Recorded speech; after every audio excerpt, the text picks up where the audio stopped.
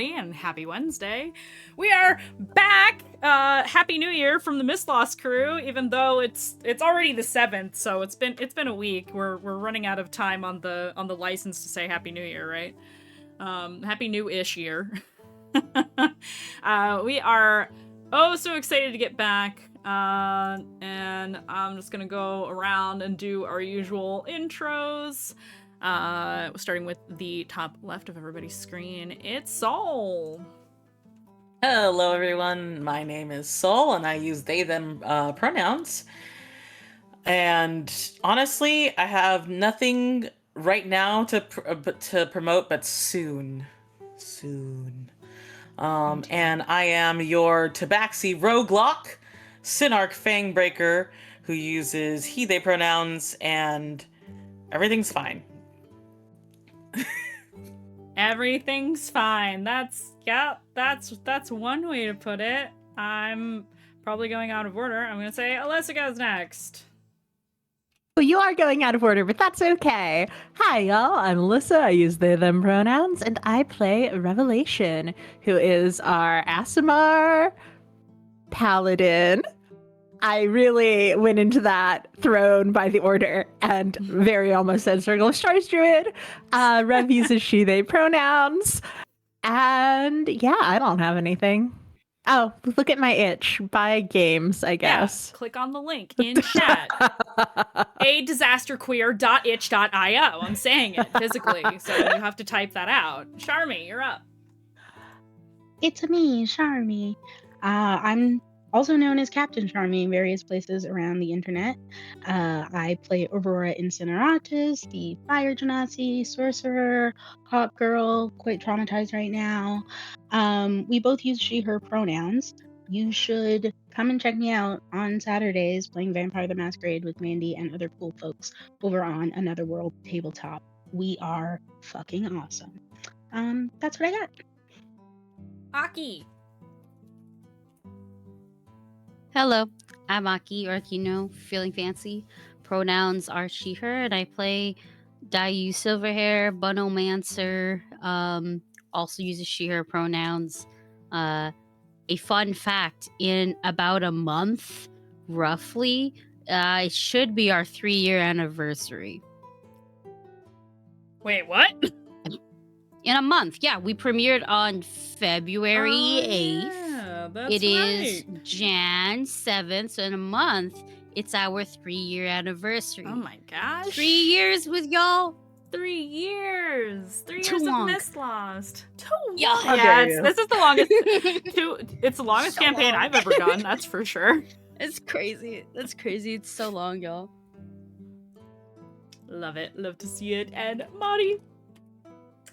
Hi, hello, I'm Mariana. I also go by Lagrimosa with a 0 on Blue Sky and other places. I have finished moving, which is why everything looks so different and so bright. I'm under light, guys. Oh my god. So I should start streaming again soon. Hopefully, we'll see. But yeah, I play Nikita Ayaga, our Wood Elf Barbarian, and sometimes just little druidy things. That was weird. That's a new development. And we both use she/her pronouns. And last but not least, hello everybody. I'm Mandy, or the Mandy. This is my channel. If you don't know who I am, why are you here? I do D&D and mostly other TTRPGs these days. You can find me all over the internet at the same name. Yeah, 3 years of Mistlost. I knew that was coming up. I didn't know it was coming up so soon. I feel like I'm gonna have to conjure up something special for everybody for our anniversary week. I'm gonna start cooking on that. Maybe like a little subplot one shot. A little TPK as a treat. Well, This is what happens when you give Mari fucking headlights, bro. Yeah, I She hate gets it. ideas. Her ideas are TPKs. headlights. Maybe we'll do some mini games from Stewpot as our Mistlost characters. That might be fun to do. I don't think there's any digital support for this game, but we could wing it. Yeah, I'm gonna look into. Maybe we'll do a little Stewpot night as the Mistlost crew for our 3-year anniversary. I don't know what it is. I will explain it to you off camera. I backed this Kickstarter and I've been itching for a reason to use this, but it's essentially a TTRPG that is like mini games. You're running a tavern, you're living the domestic life. And that's what this game is all about. Mistlost Battle Royale. Yo, that would be sick actually. Like you could play your characters verse one another like in a crazy multi-dimensional a la Critical Role one shot us versus Kazu. I mean, he'll just summon the Death Sentinels and then he immediately wins, right? Like that's just not fair. Watch my dice work for a battle royale. Yeah. Anyway, we'll talk about join our Discord. Here we go. Here's a good segue. Join our Discord if you haven't already. It's bit.ly/Mandy, MANDII Menagerie. If you want to join the Discord, follow us on YouTube and all of those things. All of those links can be found below. And especially if you join the Discord, talk about the show in the Mistlost chat. You can do that. You can post clips, you can post fan art, you can do whatever you want. And maybe we'll chat about what we're gonna do for the 3-year anniversary. So yeah, quick recap. Deep breath. Quick recap of what happened. Well, I'm gonna have to recap the last couple of episodes because last episode we had an Earth 2031 episode in which we learned quite a bit more about the players playing the game that Mistlost takes place in. More will be revealed on that soon. Yeah, lots of flirting and dating and talking and therapy and mysterious benefactors.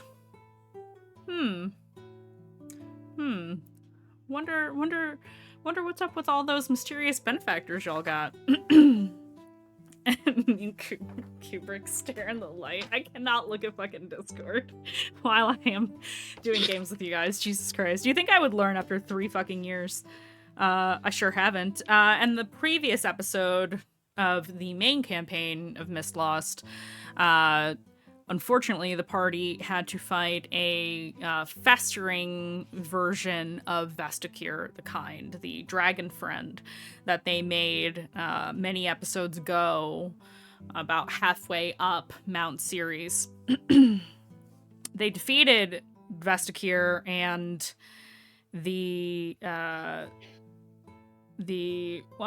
you defeated the festering, you defeated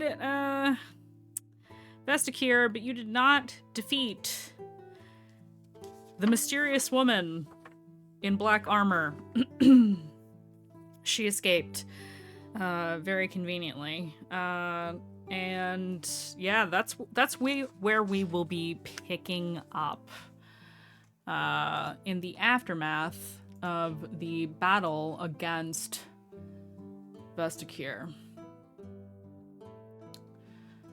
I don't remember which is the correct music for this, so I'm just gonna wing it. No, this is too happy.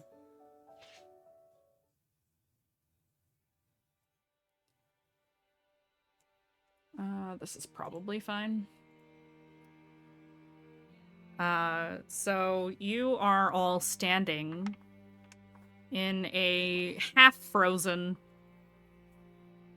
clearing, the site of the battle in which you defeated Vesticure, the self-proclaimed future mentor of Aurora, and friend to the party. Unfortunately, because you were fighting Festering, there is little to no evidence that anything happened at all. Just the physical destruction of the area around you, gouges in the frozen earth, trees toppled over, stone dislodged from the ground from the sheer weight of an ancient dragon moving about an area.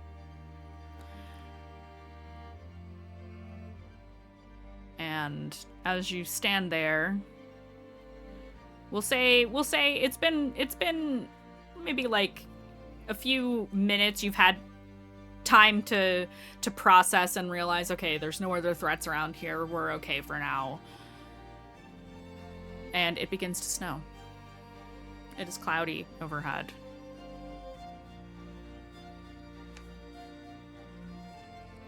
In the time since we ended battle and confirmed that we are all okay, Aurora is sitting in one of the dents in the snow where Vesticure was before melting away into nothing, quietly.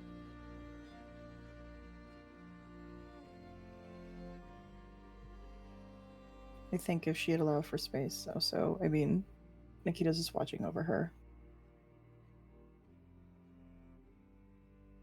Nikita would see, like, Aurora down at ground level, like, crouched small, and steam rising from her face, which is just her tears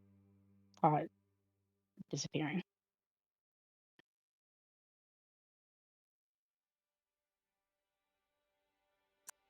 I'm sorry.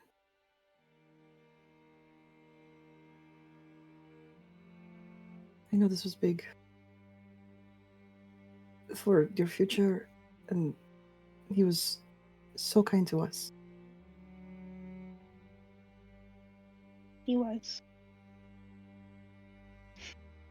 And we failed him.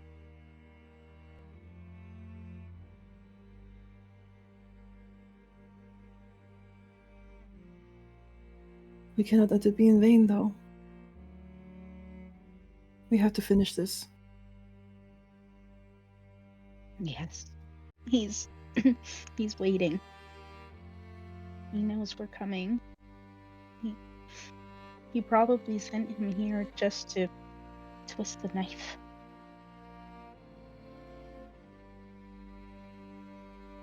We have to go. I don't want to see what else he has for us. I do. And I want to see him fall.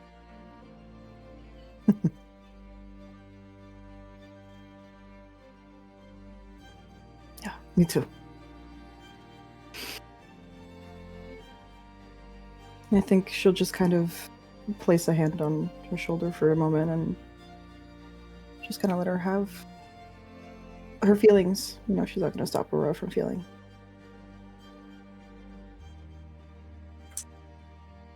After a few minutes, she rises and is glued to Nikita's side for the remainder of our time here.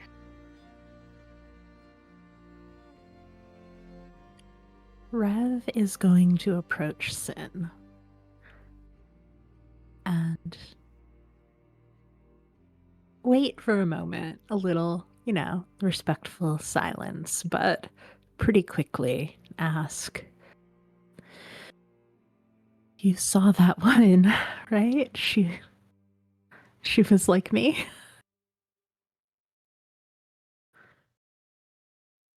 Yeah. Another person from the stars.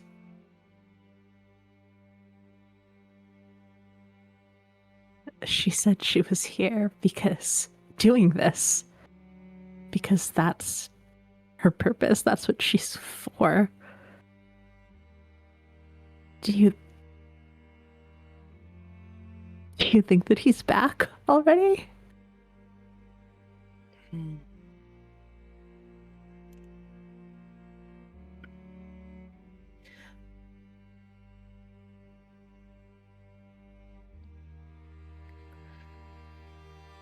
I think with as many wicked secrets that there are in the world, and people interested in hoarding them, he could already be back. But it's far more likely that big powers like a mad god feels much more likely to twist quickly than he would. I think it's far more likely that whatever's pounding against the barrier is what could twist a purpose that quickly. Especially with how nasty the Knave Lord is.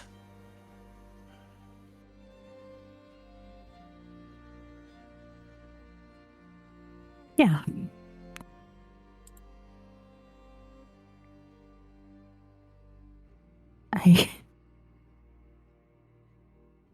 Is it selfish that makes it better? That makes it feel better? Maybe.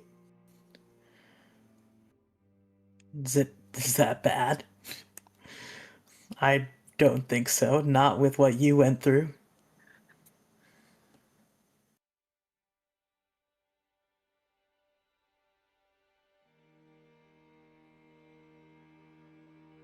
If you were back, it would have been... I mean, my family, that whole town.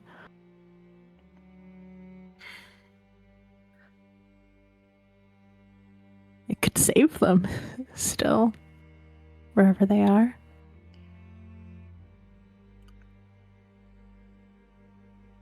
It could. Or it could break them again. Like someone who's been drunk their whole life, coming off of alcohol, and then finally getting a taste for what life is sober, and then immediately drunk again. You know, we can make guesses and you can wonder about it as much as you like. But unfortunately, I don't think we're gonna know.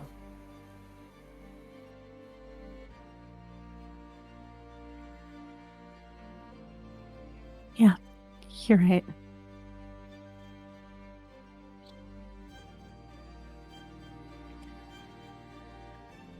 We've got a long walk ahead of us, and when everyone else is gathered, I'm lucky enough that I already have an answer for my sister. But the others might be slow to move, and we don't really have a lot of time.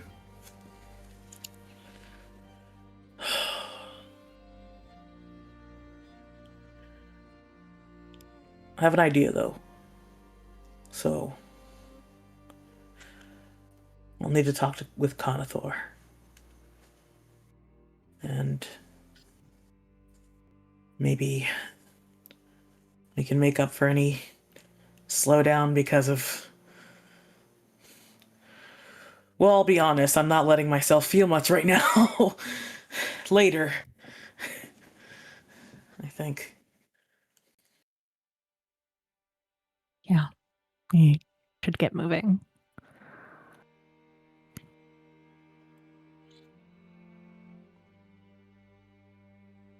If you want to talk about this later, or on the walk, or whenever, you know that I'm here to listen and ground you.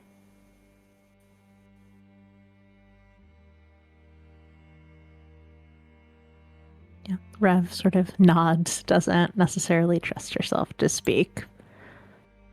Grabs Sin's hand for a minute, squeezes it, lets him go.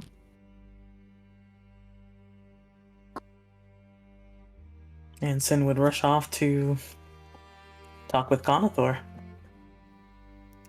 While that's happening, I'm gonna shift over to Dayu. Dayu, what are you doing while everyone else is kind of scattered about, processing, taking in the situation, determining what to do next? Dayu is very, very practiced at processing this. She has worked doing funerary rites and whatnot, so this is not something that that would phase her as greatly, similarly to Wolf's, where it has happened.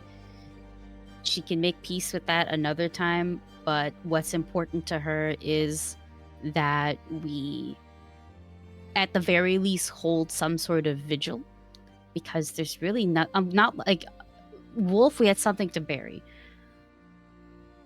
Vesterkir, we do not. We kind of only have the imprint he has made on the land. That is all we have left. So I think what Dayu is trying to do is she's gonna have to buy so much more paint. She's trying to make some sort of an outline, because eventually the land's gonna bounce back and probably this paint's gonna fade, but she's no druid. She can't make a flower arrangement appear or anything like that. So instead, she's just trying to maybe make an outline of some sorts. They have an idea. Here's the head, here's the wings, here's the tail. Something that makes it like he's still here, so she can start a vigil of some sort. Oh my god, I have to buy so much incense too, guys. Oh boy, oh boy, oh. But yeah, there's going to be some candles burning, some incense burning, prayers that she can offer at all. Just trying to get this thing going. Does anyone else participate while Dayu does what she does? Anybody? Aurora is watching, but she doesn't participate. She doesn't say anything.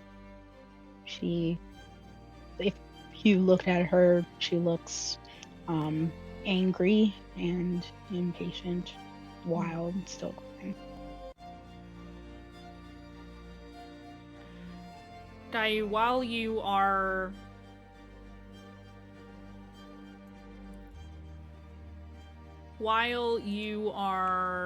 performing this vigil, this short vigil for your friend of the party, I would like for you to roll me a d20.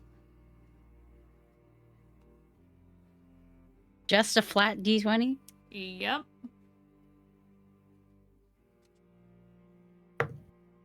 Um, 16.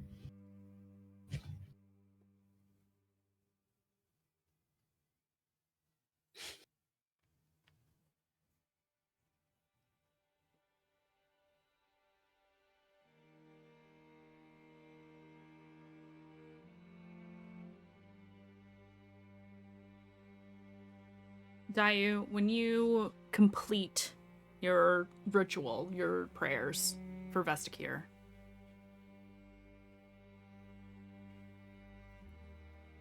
you have incredibly good hearing. You think that you hear the distant peals of a bell after you finish your rites. Familiar bell? A bell is a bell, is it not? Does it smell like rain? Not currently. It's snowing. Mm-hmm. I'm gonna keep my eyes out for a sentinel then. No one else hears this. What about Kazu? Ooh. Give me a perception check.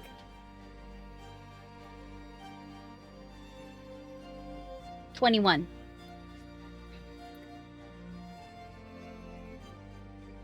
He, oh my god. He, I have a plus 11. yeah, you do. You have pretty significant pluses on all of the skills that I considered adding to that roll you made. The one I picked was more than sufficient. You notice, I'll say, because you're pretty honed in on Kazuhiko and how he is and what he does, you see his ears twitch when you hear the bell. Like, he hears it too.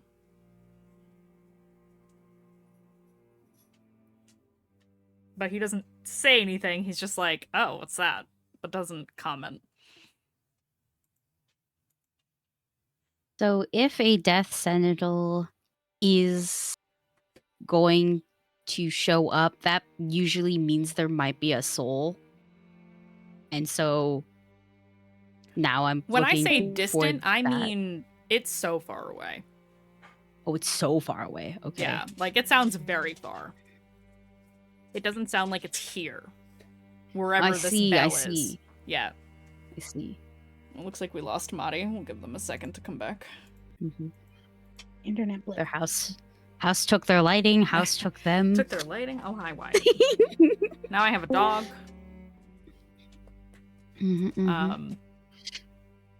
There she is.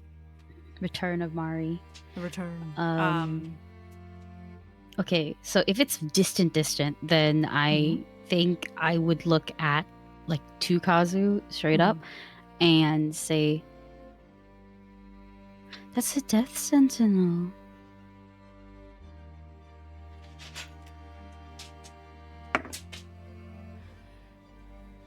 He kind of looks at you and he says, "It doesn't sound the same."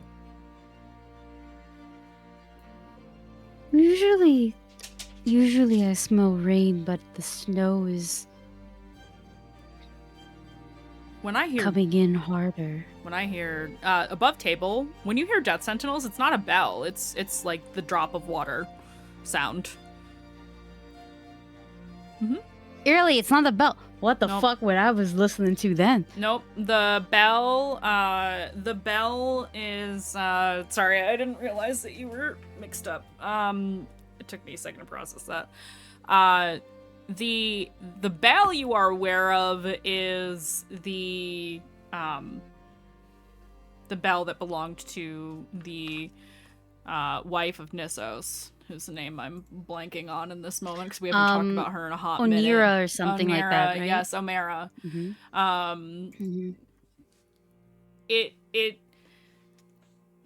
That bell is very distinct. You're not sure that that's the same bell, but when death sentinels arrive, it's like the drop of water into a pool sound.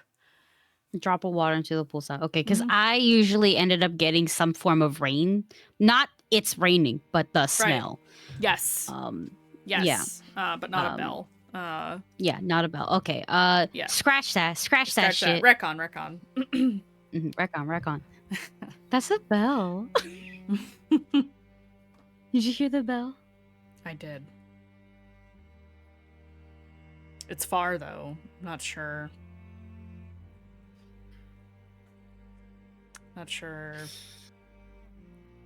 of the direction, really. Maybe I'm also now looking for Conothor just to ask what is in that direction. When you ask Conothor about a bell, he's like, I didn't hear anything. I gesture to my gigantic rabbit ears. He points It's to his, coming which from- are just elf ears, but like he's like, I can hear well also. I didn't hear a bell. I'm not saying it didn't happen, I'm just saying I didn't hear it. What Would there direction be do you any- think? That way. There's no settlements over there. So there wouldn't really be a reason for a bell. That's weird.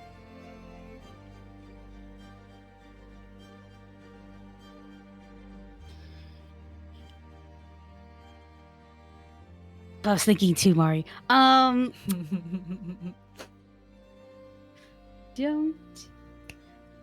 Don't know if I like that.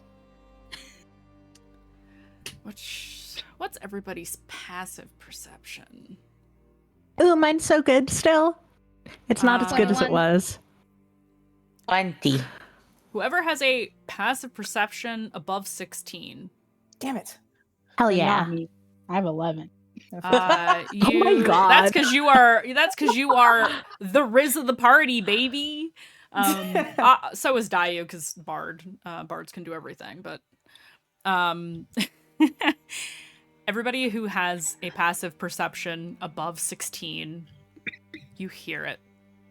You hear another peal of a bell.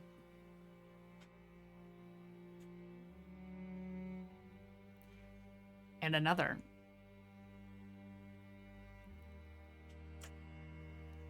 And another. And each time you hear it, it sounds louder.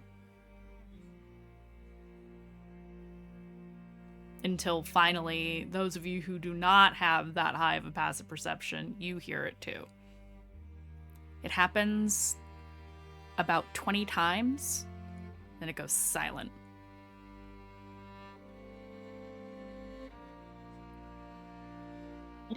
What does it mean? Are we heading did towards I- that or away from it? I think it's coming here. It's north of you. And the city is north of you. So we're gonna have to go towards it after we hit the water. Loch Nimue is on the way. Or Loch Ite is on the way to Loch Nimue. Loch is right next to Loch Nimue. There. Alright. It's the border between Elysia and here.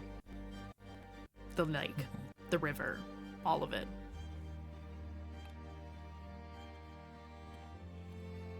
There's another town on the other side of the river called Weskita. They both share stewardship over the lake.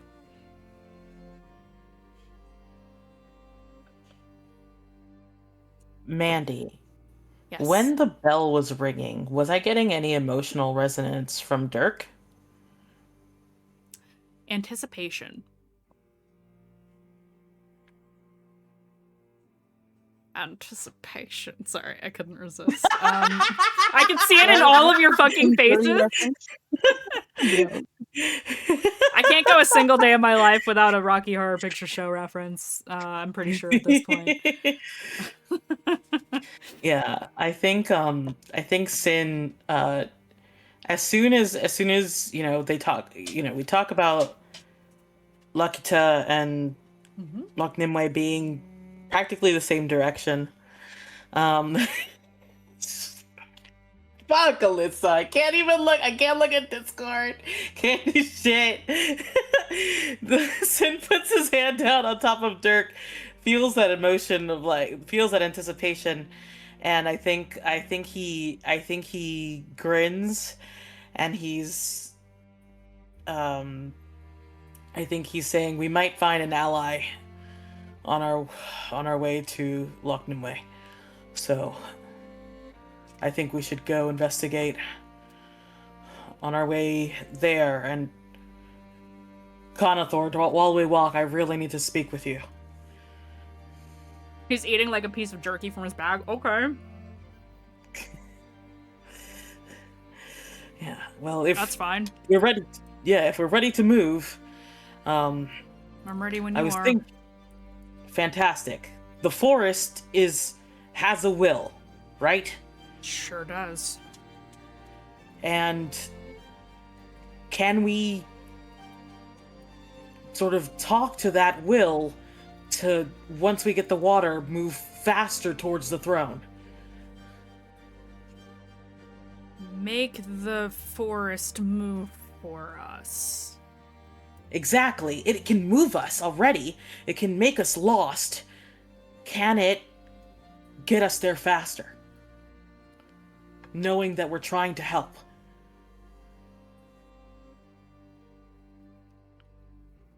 He thinks for a second. I don't even know that Morrigan can do that, but we can try. That's all we need to do. Asking the forest to move for you is like asking a waterfall to take a break. Yeah, but most waterfalls can't suddenly, teleport you halfway up and down its falling length. But it is natural all the same, is it not? Nobody made the wilds like this. It has always been.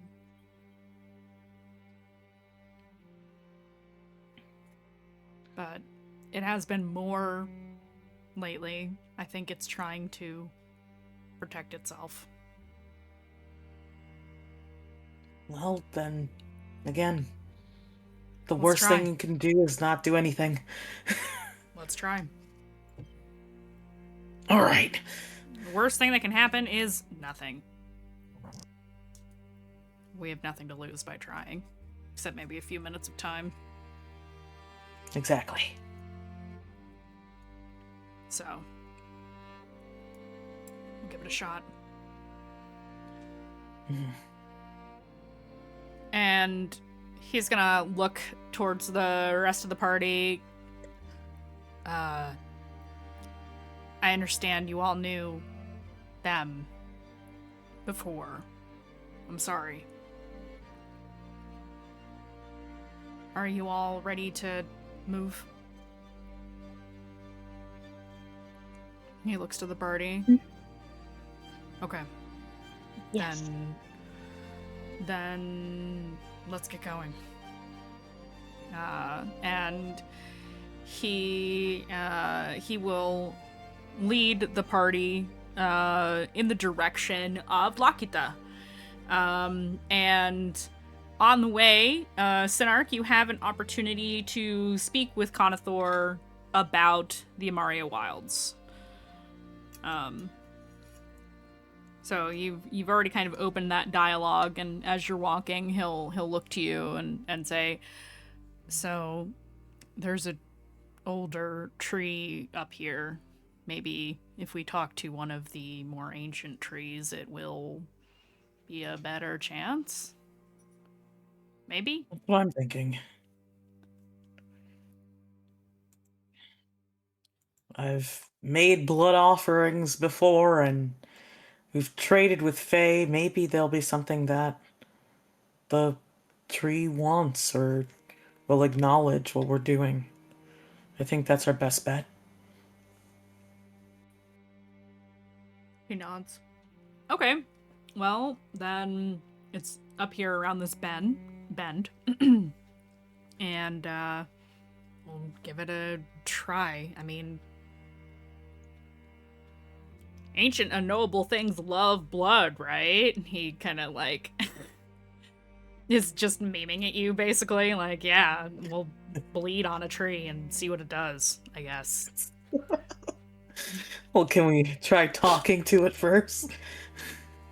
Yeah, can- I'll do that part first, probably. Save us some effort. And you'll reach this tree, and he will, I know he has speak with plants. Is it the same as speak with trees? I think it's all the same. I think that's all the same spell. Whatever. He has the ability to do it anyway. He's the son of an archdruid.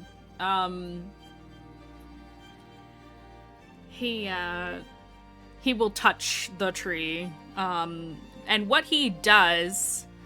Actually, before he does that, I'll say... He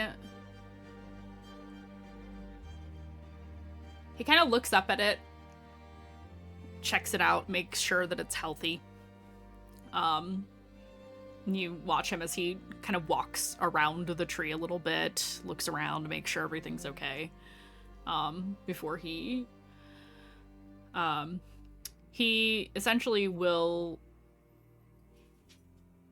touch the tree, and what you see is little green lines of light forming runes, druidic runes, all over the bark of this tree until the whole thing lights up like a Christmas tree.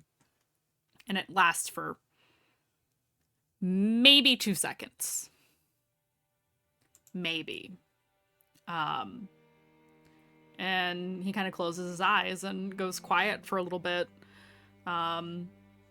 Until you hear his side of the conversation. Which is... Ancient One, can you hear me?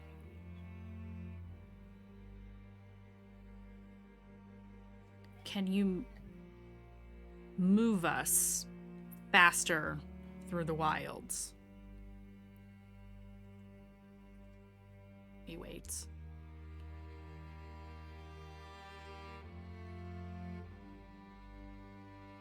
And then he lets his hand fall.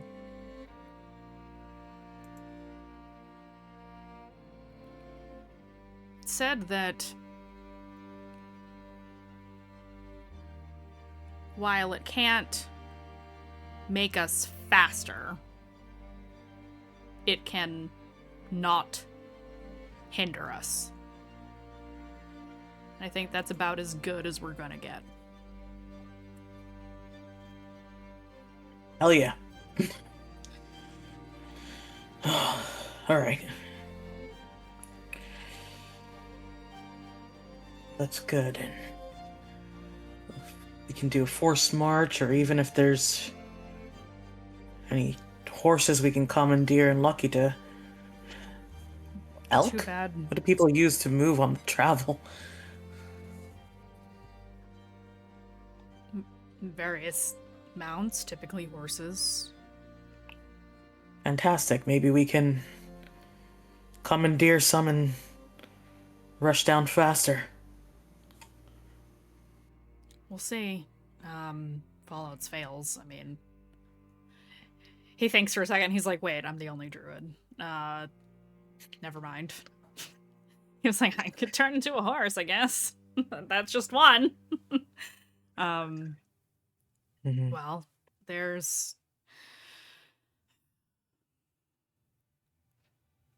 If only we could call out to Morrigan. I can't believe things are so dire that she's frozen.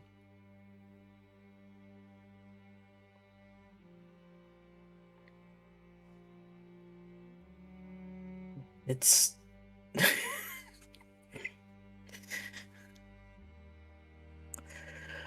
It's... Terrifying. all we can do is try, yeah. Yeah. What's the truth of how I'm getting through all this right now is saying that I literally am not allowed to feel what's going on right now until after it's done.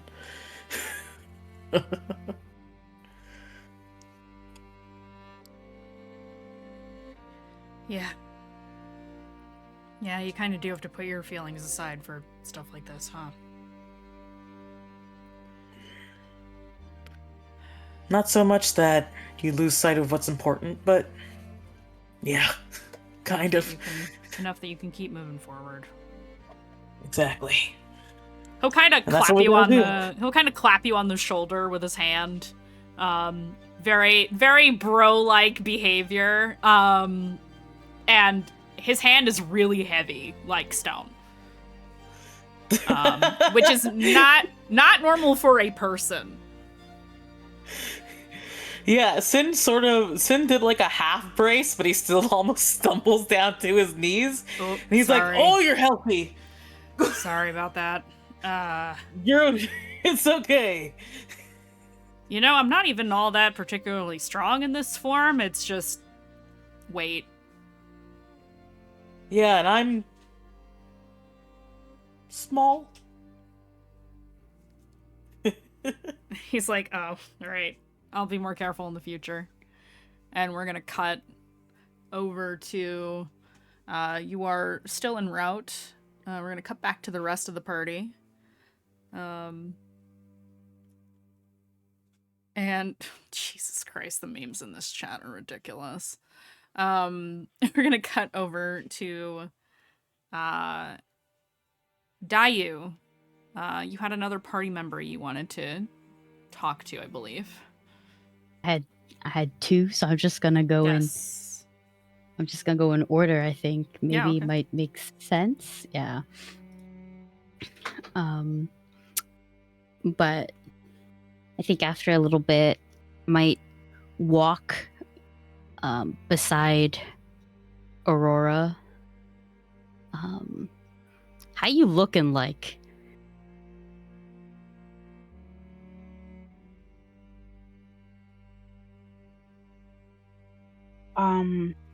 She's frowning. She is marching through the snow with more effort than you've ever seen her put into walking. She is unhappy. You can still see like some steam rising off her face. Frozen eyelashes.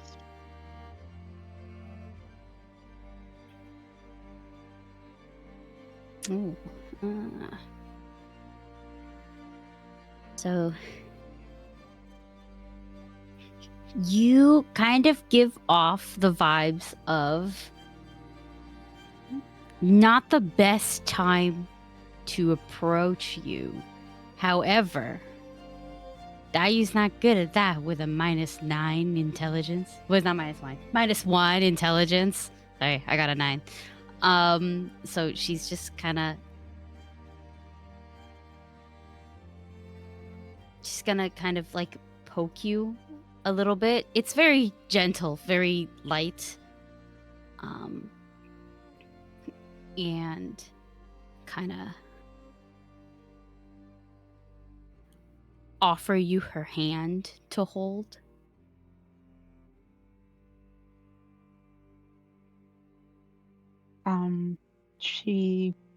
When she gets poked, she kind of looks at you sharply, and doesn't say anything, and then looks down at your hand, and she'll take it, and she squeezes it and lets go immediately.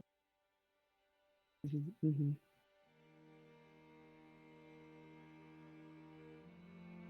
I'm gonna take that now as a we'll talk later. I think you need to, for a lack of better terms, steam this out.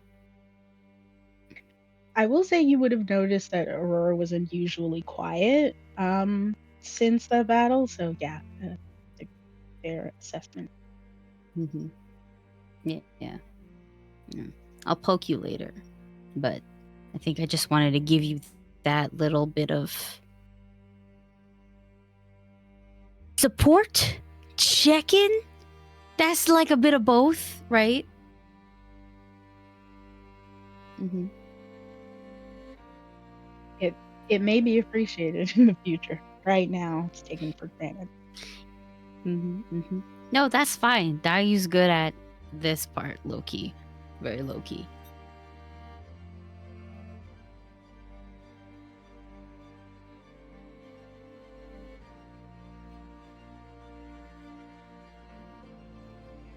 Do I got time for Rev?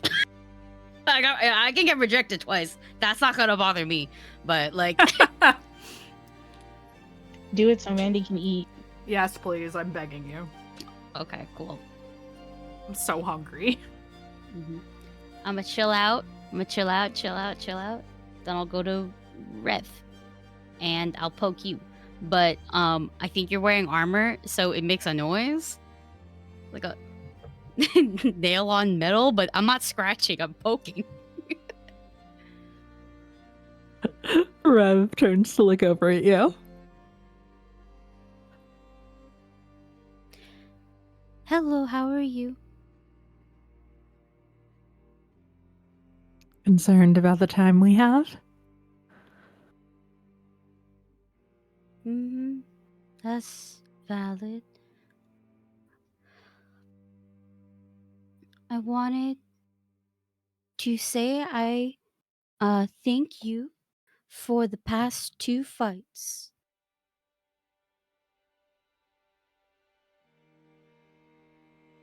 Rev and Alyssa flickering back to the past 2 fights, coming up blank on what it is that Dayu is thanking you for.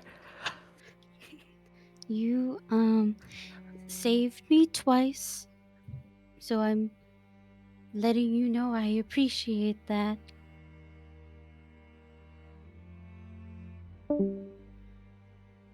Well, I mean, you heal us, you keep us up. It wouldn't do for you to fall in battle. I know. I just wanted to still say thank you.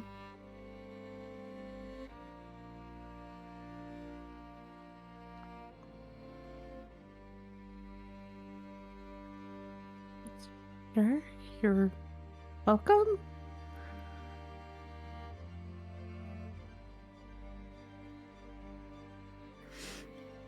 She's gonna nod, gonna turn, then she's gonna turn back and say, one more thing.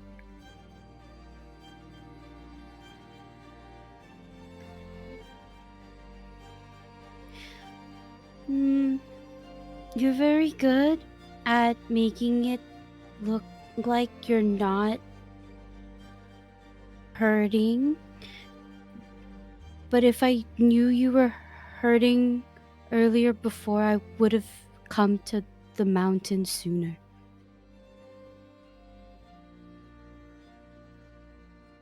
I've thought that I made it rather clear that I was when we had that discussion. No. And I mean that, like, someone or something was hurting you.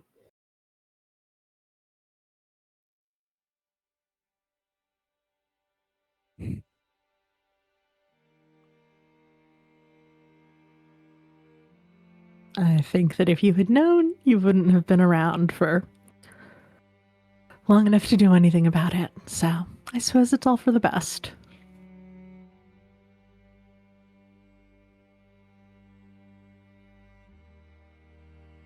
Okay.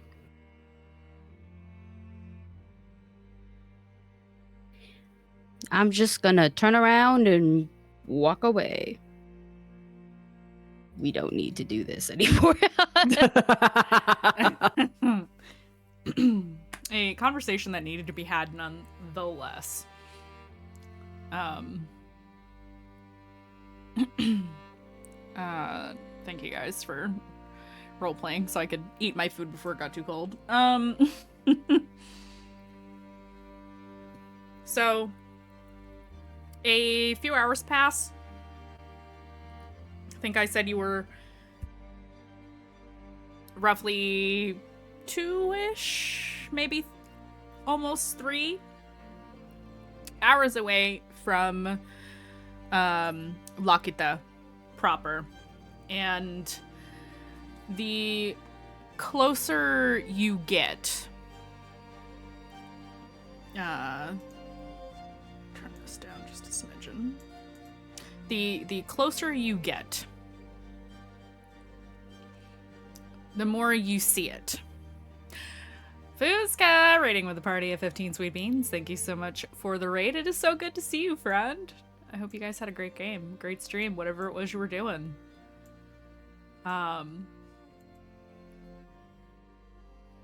We love raiders in this house. We're dancing, hell yeah. As you get closer, what you see is, it's almost like there are swaths of land that are affected by this wintry, icy weather and the hoarfrost on the trees, snow on the ground, flurries in the air, cold wind. And then you go through areas that are not affected in that way. Back into areas that are, and it's not quite a pattern, it's random. But you go through, snooze the ads for all the new folks coming in. And then you start seeing buildings. Abandoned. Dark. No fire in the hearths, whether there's snow or not. And then you see the city. This beautiful lakeside city that Conathor described to you all is encased in what I can only describe as something almost lotus-shaped. A barrier of ice around the entire city. And it is silent here.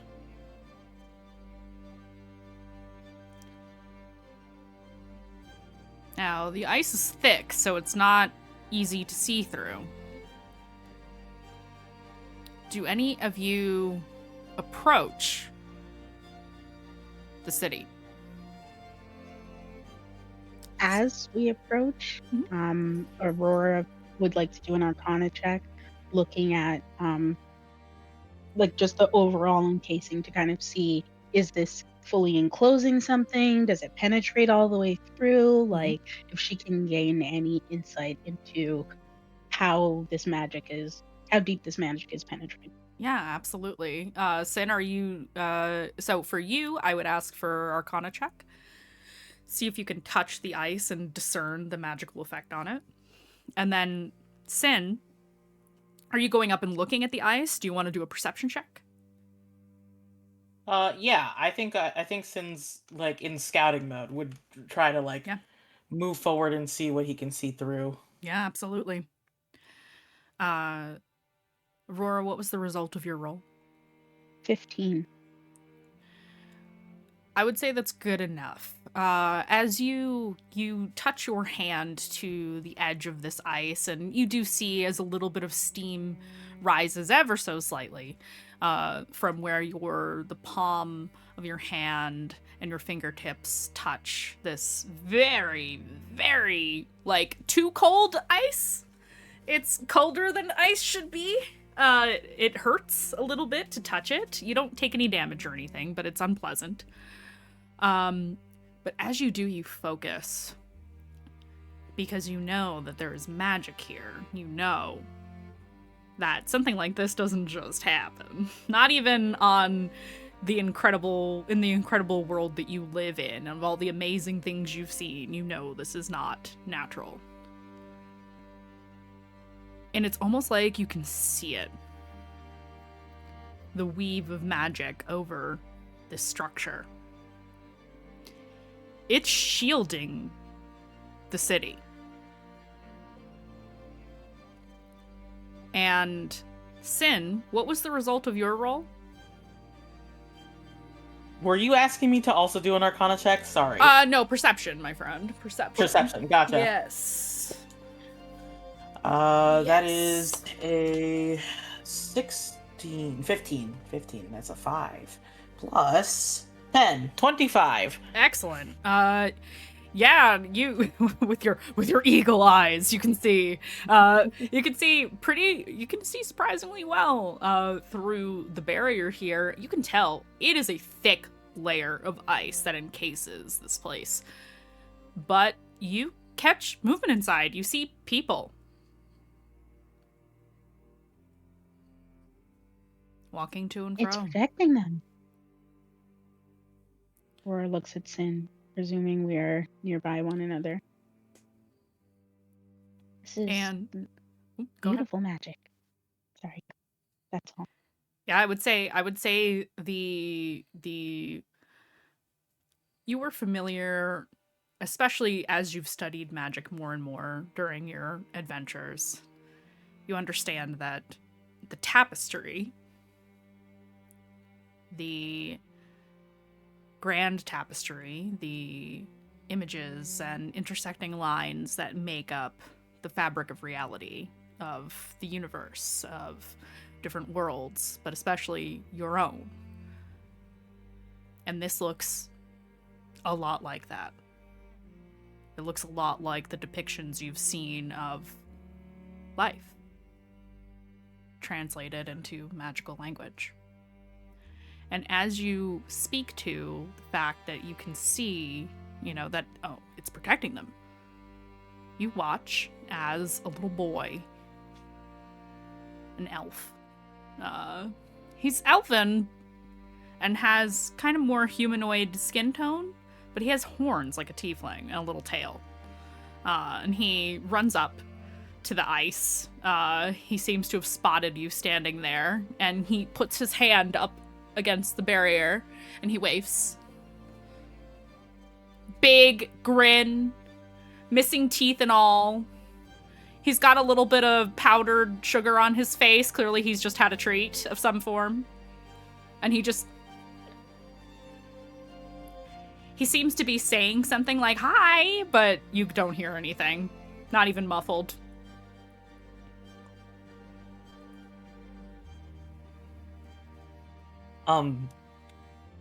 Sin waves back enthusiastically, and then he stops and he looks at Aurora and he's like, I can see in there.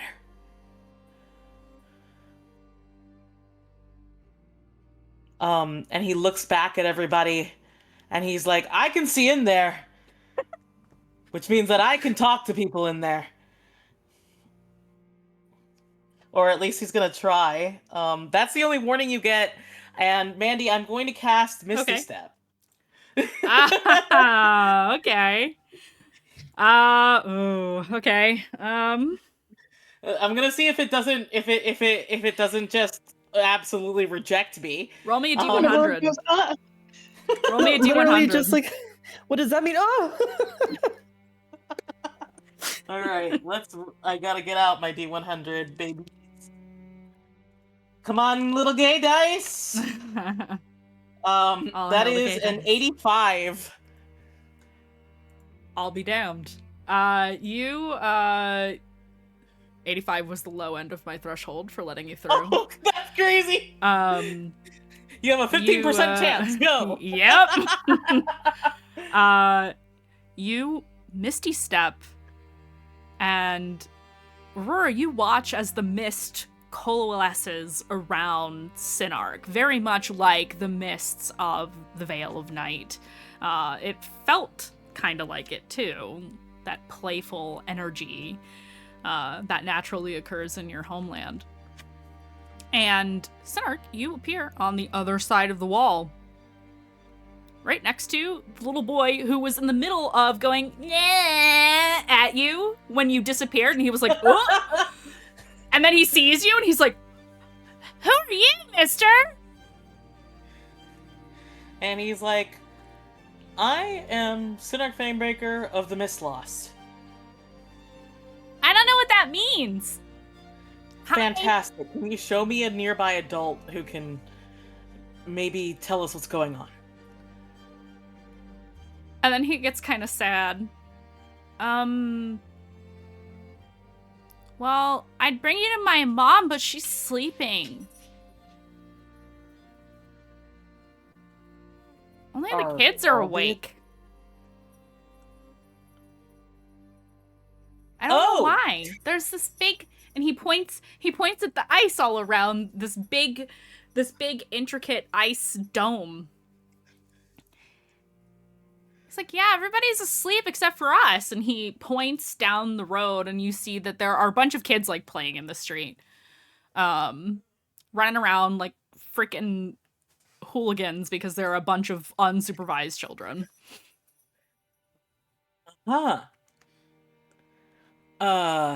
We broke into the bakery this morning because we ran out of rations.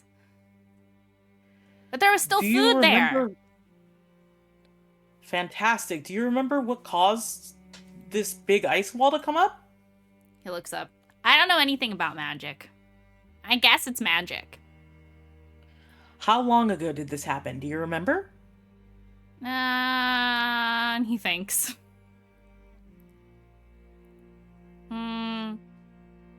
Weeks? Weeks.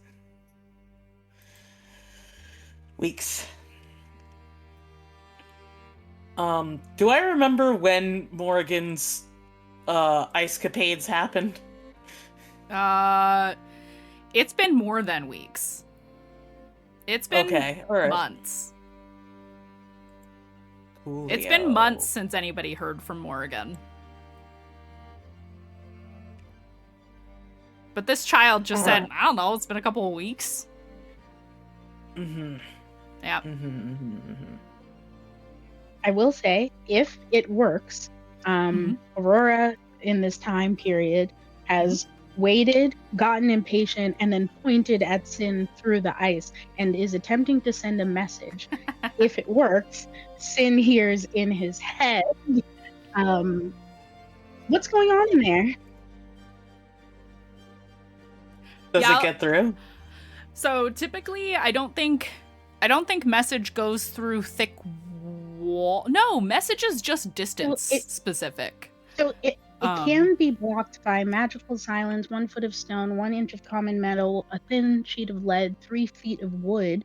It doesn't have to follow a straight line, and it can go through a solid object if I'm familiar with the target. So that's what I was thinking to Sin. Yeah, I would say, especially because you can see him through the ice. Yeah, you can do that. So Sin, you do hear that. And you can reply to this message.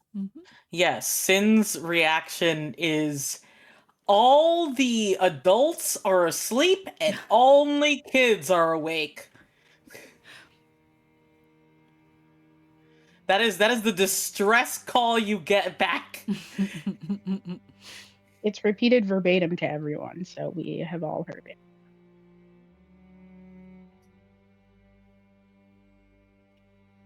Can you... another message. Can you find a way in or out? And then to the group, should we try to walk around the edges and see if there's a way in? Or should we try to do some possibly risky magic and teleport inside? How high is it? Is this fly-overable or is this like a dome? It's a dome. It's a dome. Fully covered. Like Sharmi said, Silver Millennium Crystal dome. Yeah, this is Crystal Tokyo. We're Sailor Moon up in this bitch right now. I thought I would. Do we think that they wouldn't have found it by now? I mean, they're kids, I guess. But we could try finding a way in, but I trust your magic. I can take... Oh, I think I can only take 1 person with me. Hang on. Let me just think about this for a second. While they're thinking about that, Mandy, Yes. Sin is going to be like, all right, if all of you guys are the only ones awake, who's in charge? He kind of crosses his arms. I guess the older kids. I guess. Okay. So can you take me to one of them? Yeah, and he like stomps off in the direction of the rest of the kids. Fantastic.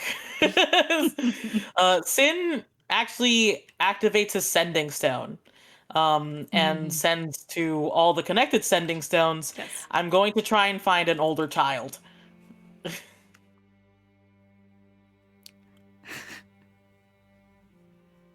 Kazuhiko looks Kid at is everybody really and good. is like, can anybody else teleport in there? Yes. I have the Maybe. flute. Go ahead. I have the flute for teleporting. Isn't that for teleportation circle? I think it is.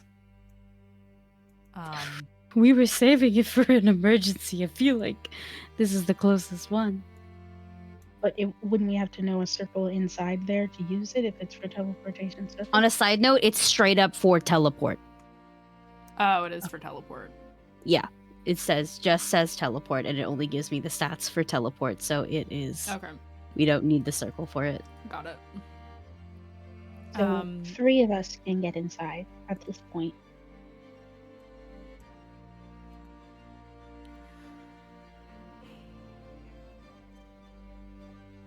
Well, let's give Sin a minute because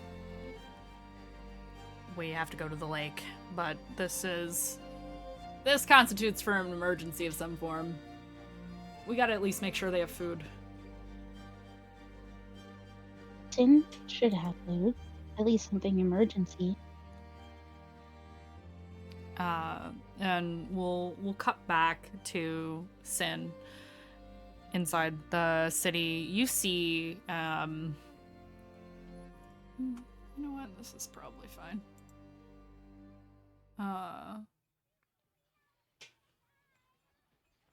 So you see, this is just a whole lot of kids. This is a city. So there's a lot of like children and young teens here.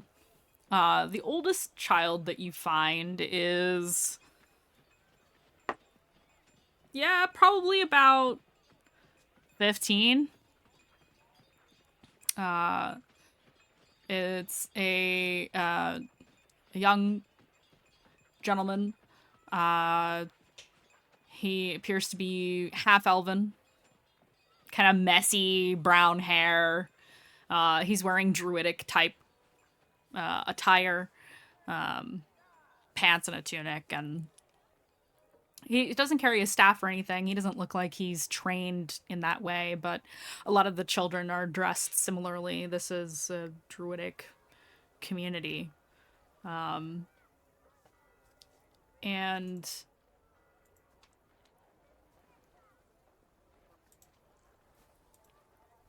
the kid kind of eyes you, like,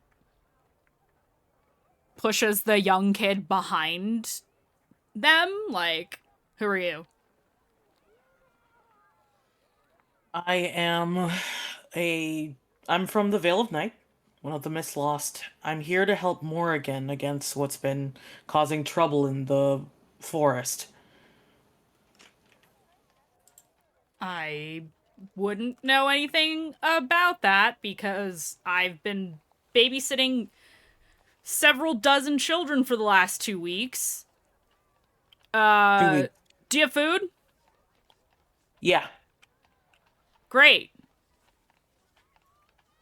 We've had to start breaking into stores because, you know, there's only so many rations to go around that were on hand at the time that my town is covered in ice. Can you get us out of here? Like, this is crazy.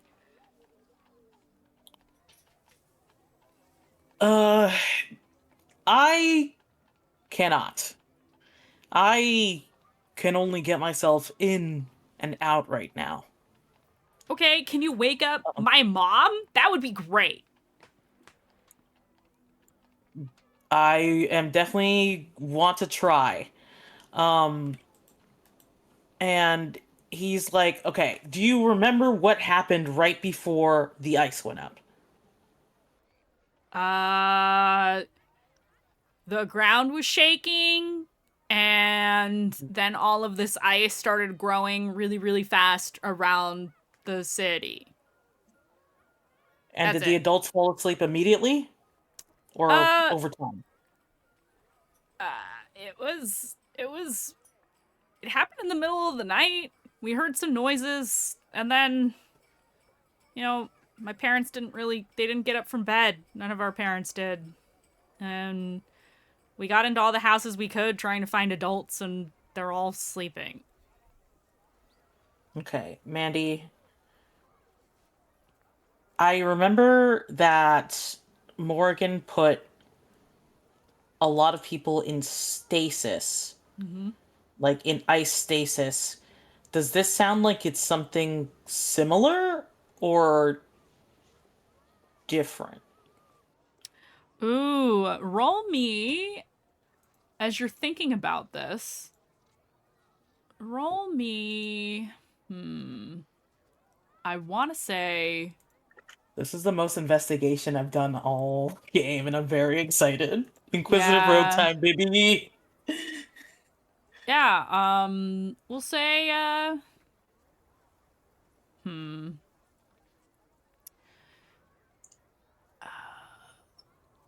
investigation, that's more physical. Mhm. I was actually thinking persuasion. Okay.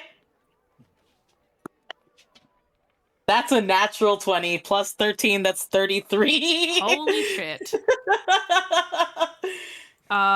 In the back of your mind, as you're kind of asking yourself this question, you hear, yes, they're in stasis. A little splash of water will wake them right up. My young protege. You are not far from me. Perhaps I shall pay you a visit.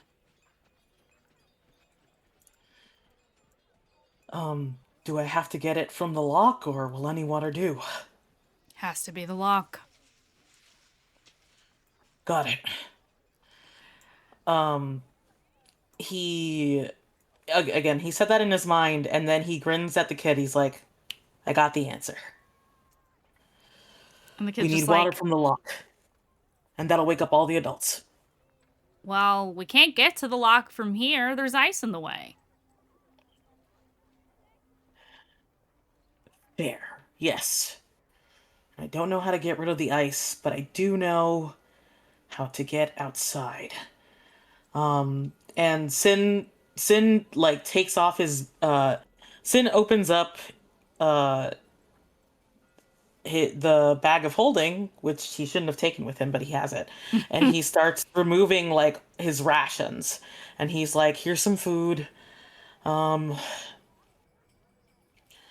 think I'm going to try before I leave for the lock, because it'll be annoying to move back and forth just to splash water on some adults bit by bit. I'm gonna try and find out where the ice has started. Where the ice started? I don't care where it started. Just make it stop. I want my parents back. I want my mom. I can't babysit 6 children. I'm the oldest got one here.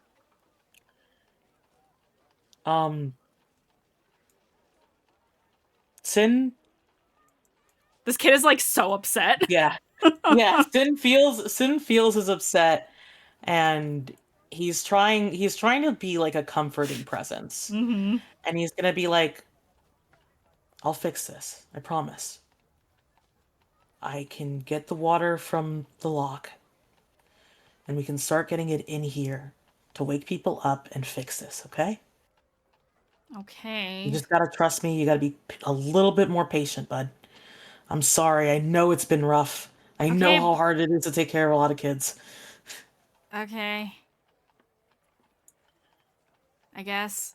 I mean, I don't really have a choice but to believe you, right? So, Just kind of gives you like the weakest thumbs up you've ever seen. I give him my secret, I think I have like a sweetbread thing, and I give him a little sweetbread, and he's like, "All right, that's for you. Keep your energy up. Let's wake up some adults. I think that'll be the fastest." And then he gets on his sending stone, and he's like, "I need you guys to pull water from Loch Nimue as soon as you can, and I need to get it in here to start waking up some adults."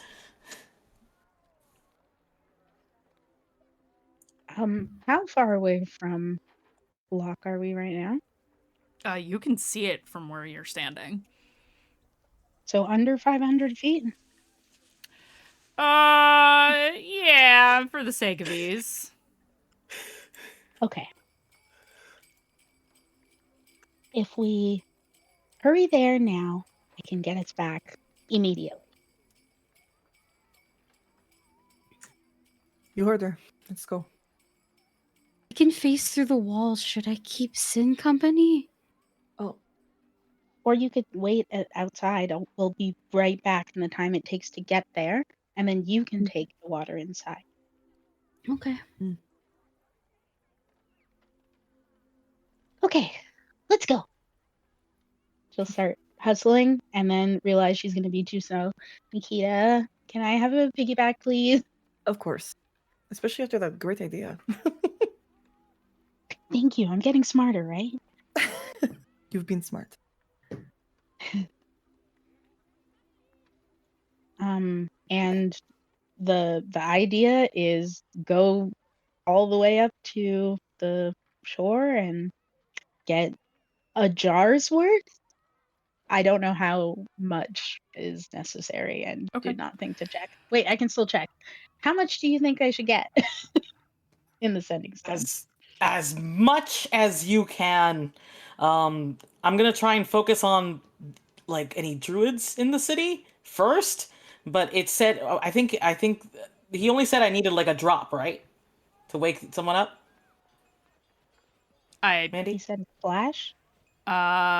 he did say a splash. He didn't give you an exact measurement. No. Yeah. Expect as much Paladin as to you give you can. precise answers to your questions? Never. No, What if we but each it's have a soup jar? Your And we patron show is the up sage of mystery. Like, come on. We also have canteens, right? You do Like have the water canteens. skins. Who all is the important that for question? We have canteens for our drinking. We have empty soup jars. So many empty soup jars, guys. So Okay. in my head, only Aurora and Nikita went because we were the only ones who said anything. Did anyone else come and choose to bring vessels so we can bring more?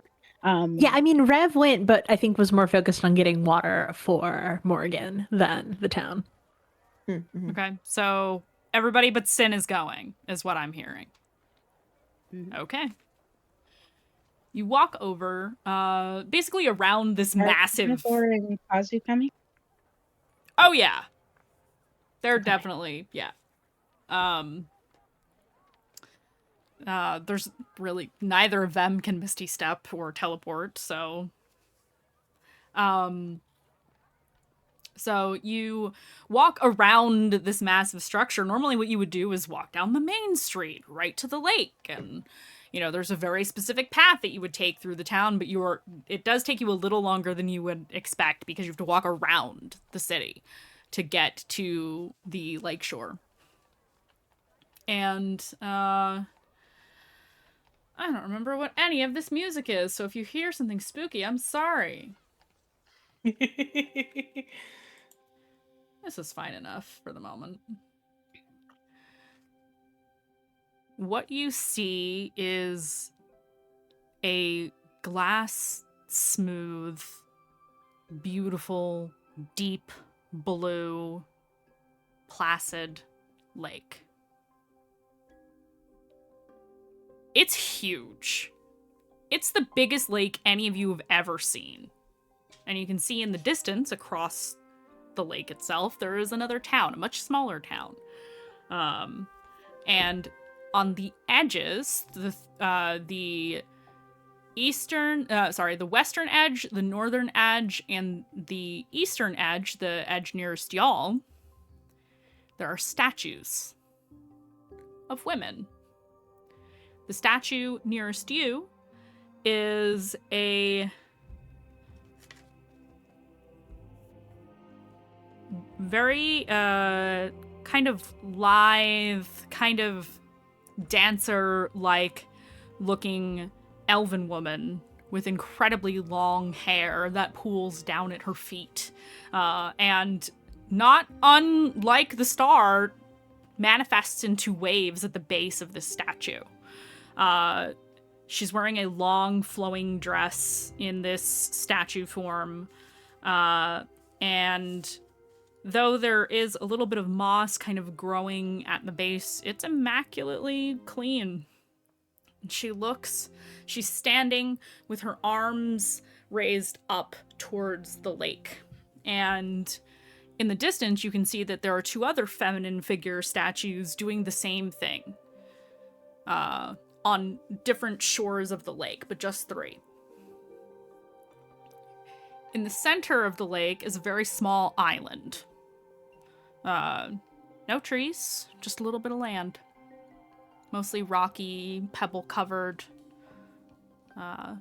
Perhaps an errant log that has floated and gotten lodged on the shore there. And that is what you see. Did you say the star? Like the star mother? She is like the star. Okay, it is dang. similar. I was like, that's why I said like the star. Word. Like I picked the my favorite star. word and I focused on that. I'm sorry. Yeah, you That's why I sure needed to double did. check. Okay, ADHD, let's go. You hyper-focused on your special interest. Listen. That's which is mother. That's my lady. Yeah. For like 3 seconds, now you got like the ears raised and then it goes back down a little bit. Like it's a pretty statue and all, but I was excited for mine. Okay. Yeah, she has different facial features than the star. She doesn't have horns. Just an elf, but her hair is so long it turns into waves. And you also notice that in this statue, it's a little strange for a statue, where her feet would be. There's no feet. It's like she's standing in the water. So perhaps her hair is so long that it is in the water. And she's standing in it. Which seems a little odd. Because, normally statues that commemorate individuals includes their entire figure in some way, shape, or form. And there is a plaque at the bottom of this statue as well. Do any of you stop to look at it? Yes, please. Yeah, we know. I can also make religion if needed. Actually, wait a second. Which one of you happy fucks has the book about the Maidens of Loch Nimue? Which one of you has the book? Because whoever has the book is the one who knows.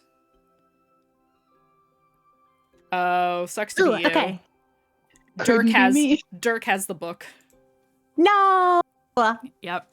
Oh yeah, 3 Maidens. I have the note. It just says sword in front of it, and I didn't know what that meant. Yep. We'll say. Okay, so what you see on the plaque then is you see the name Kalia.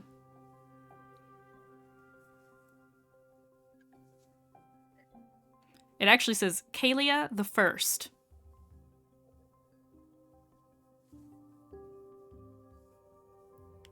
That's it, just the name. And Aurora keeps going to the edge of the lake to see how frozen it looks. It's not. It's not. It's not frozen. Right. In fact, you see a little bit of steam rising up from it. Oh. Just a little bit. Okay.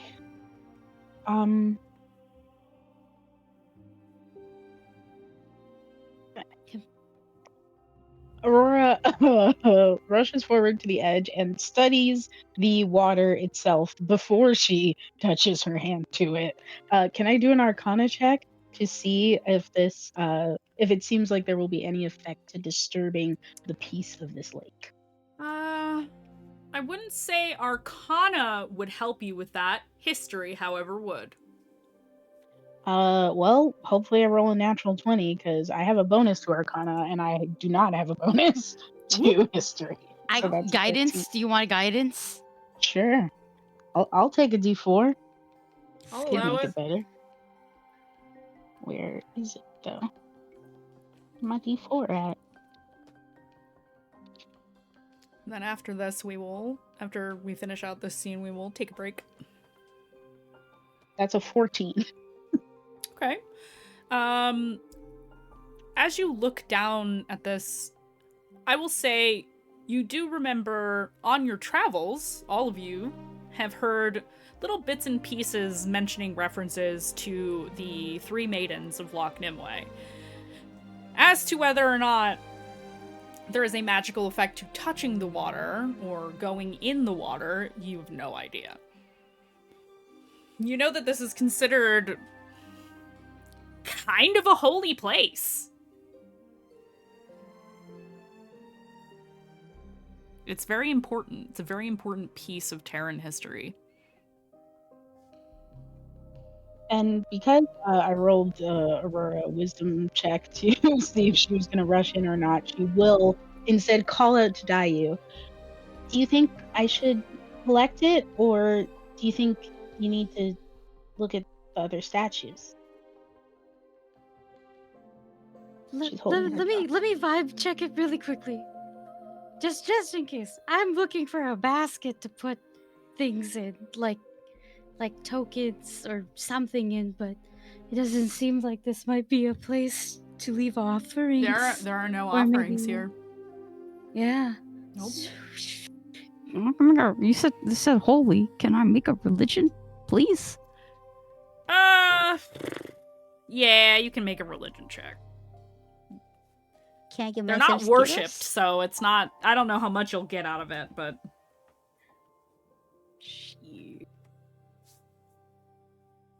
Can I give myself Skittles?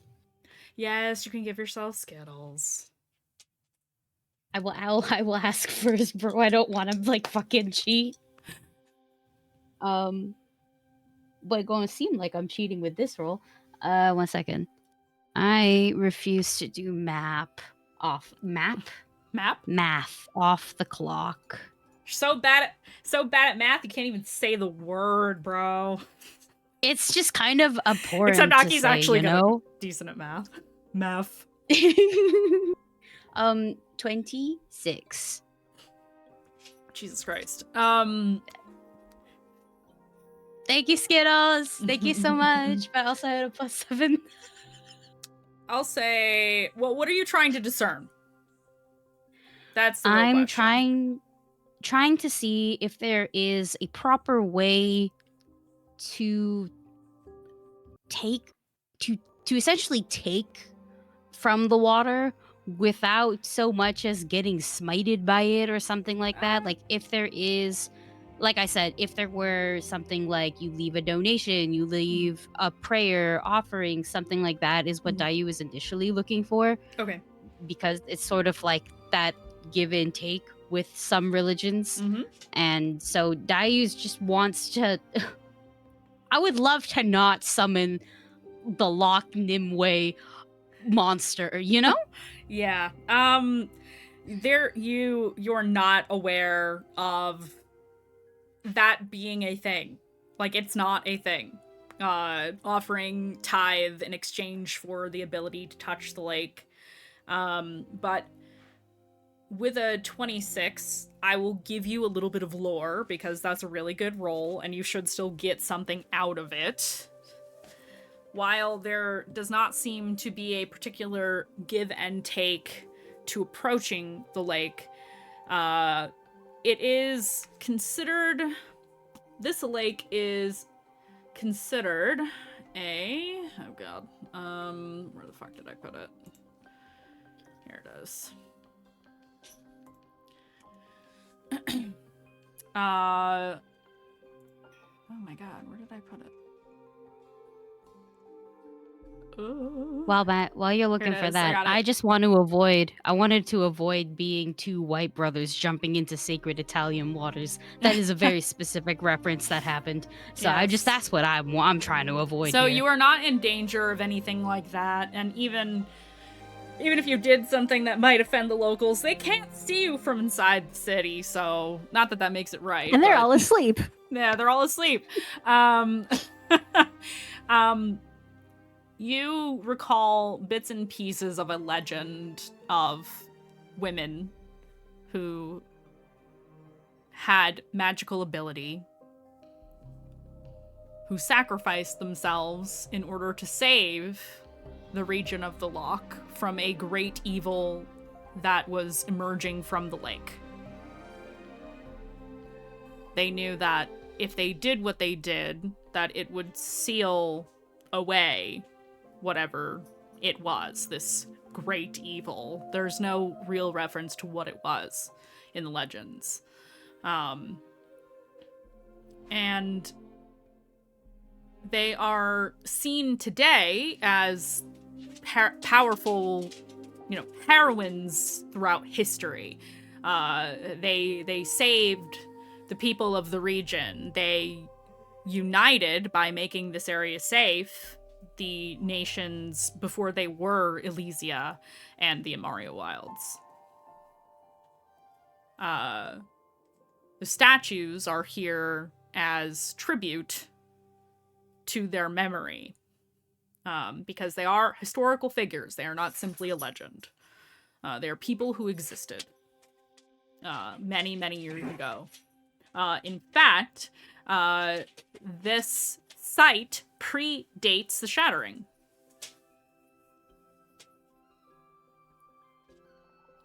Now, in the way that a lot of cultures, because this falls across many cultures, but they're seen as like not gods or demigods, but like powerful spirits that are treated with respect in this area. They're, to see any sign of them, quote unquote, is considered, like holy or auspicious or, like a sign of good fortune. And that's just who they are. These statues watch over the lake and supposedly are holding back to this day whatever was in the lake, because everything looks really nice here. It's, beautiful trees, nature, there's animals around.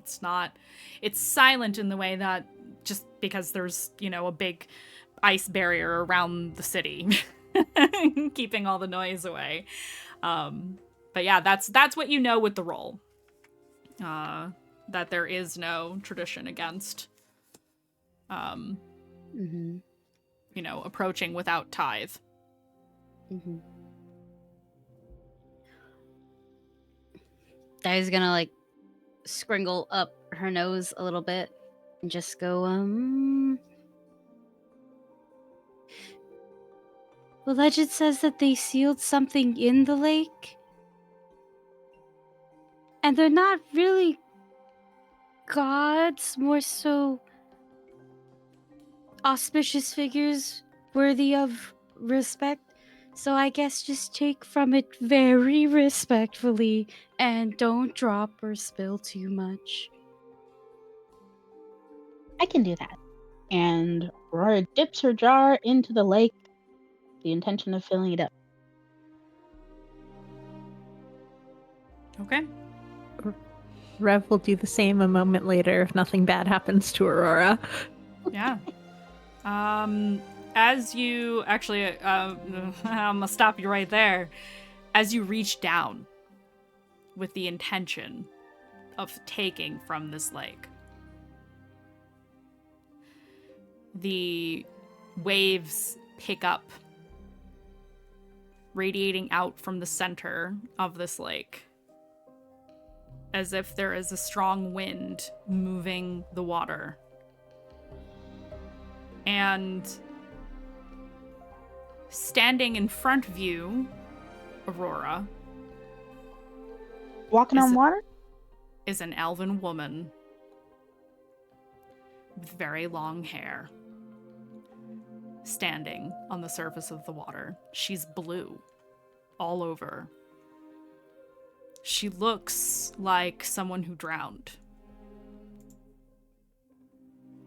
And as she reaches out to you, her hands blackened, her nails gnarled. That's where we're going to take a break. We're going to take a quick 10-minute break, everybody, and we will pick up on what exactly is about to happen on the shores of Loch Nimue. We'll see you guys in 10.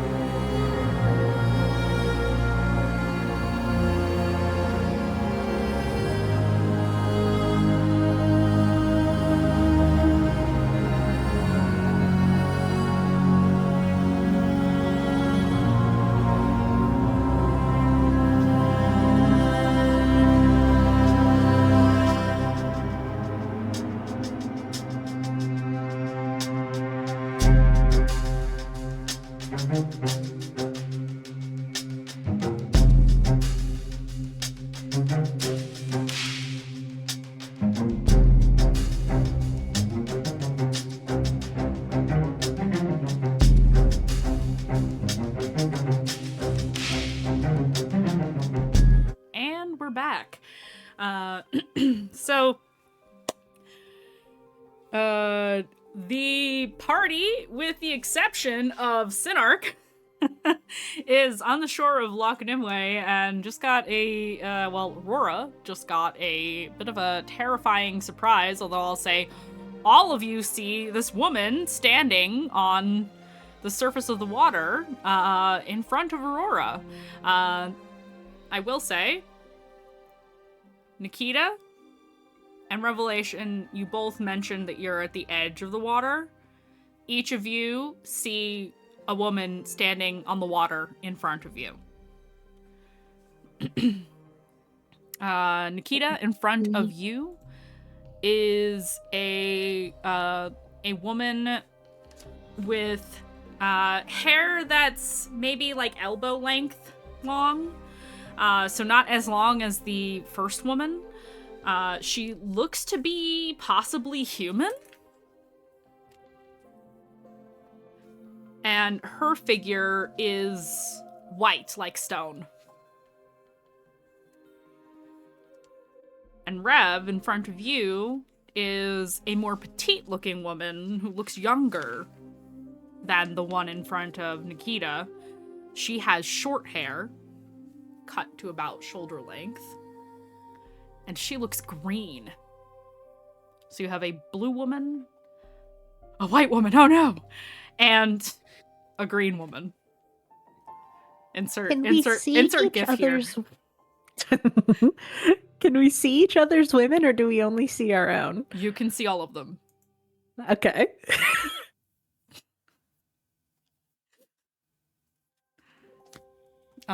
They look, I'll say they look, the woman that looks green, is, half elven looking. And I will say, they're not solid. You can see through them a little bit.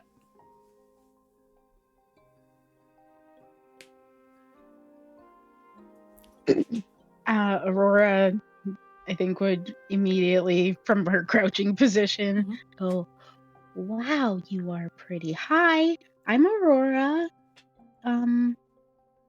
Nice to meet you." And she'll look back at the statue. Is the one in front of Aurora the statue that we just looked at?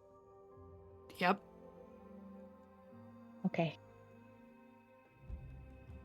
Beautiful statue you have here.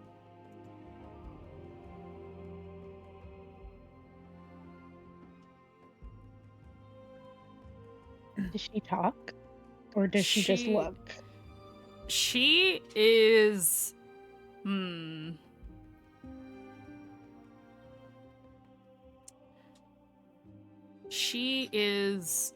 She looks kind of like dead stare at you for a second.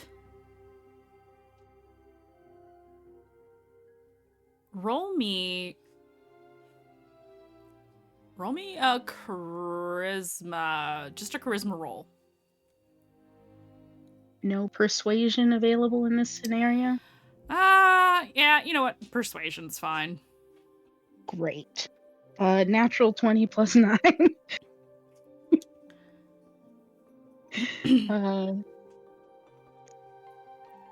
Hi. You can see, like, she's standing still, she's listening to what you're saying, and there is something you do notice, since you're focused on her, there is something you notice about her. This is not immediately visible to everyone, but I'll say those of you that have one of the maidens standing in front of you, you can see that there are black veins running up their hands, up their forearms. That's about as far as it is, though. Did you do this? No. We were trying to stop it. We're still trying.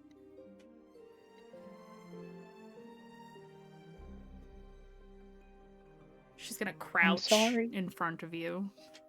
Her long dress, if it were corporeal, would be soaked in the water. You watch as the hem of it goes down into the deep. It's almost like a wedding dress. And she's holding her hand out to you. She's not trying to touch you. But her hand Is she holding it out like she wants something, or is it more? No, it's more like, look.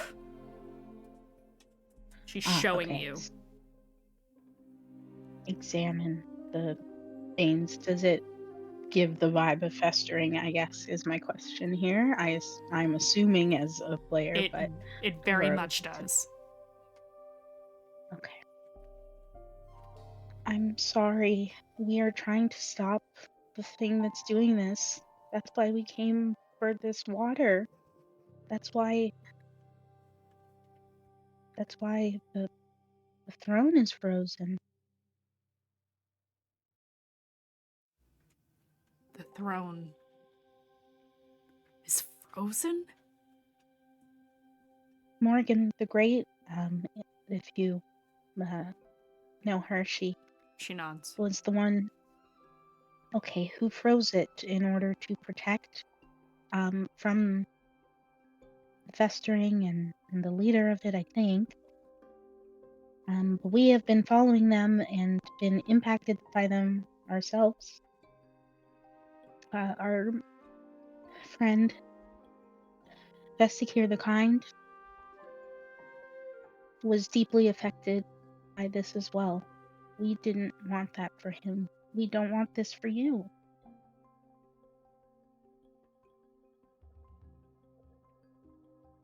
Is it the whole lake? She shakes her head no.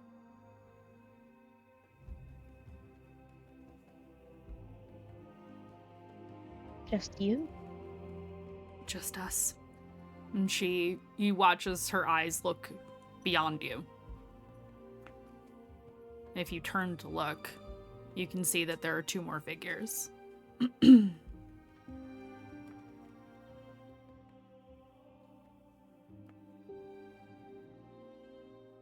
means you probably could have helped us. It seems anyone who wanted to or tried to is either here with us or fallen.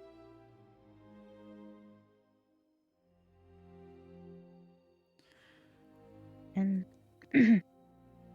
can we use the waters here to try and help you and this place? I don't know if it'll reverse what's happened to you. We haven't found any way to do that yet, but we could at least help the people here.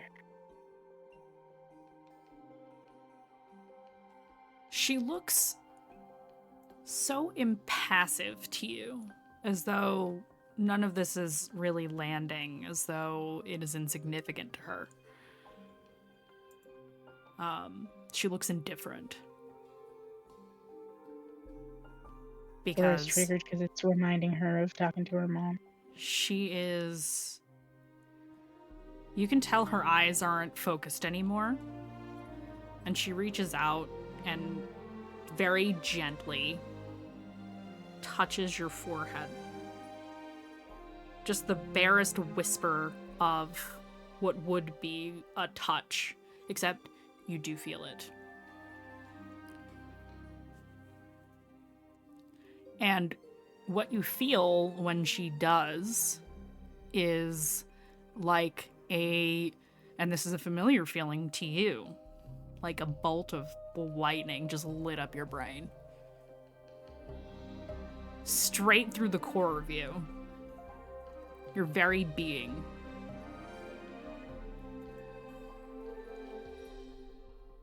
And what you see is yourself standing in the middle of this lake on the island, not 100 feet from you right now.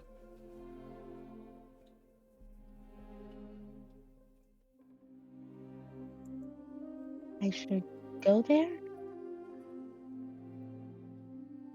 Make it stop. There's something there now.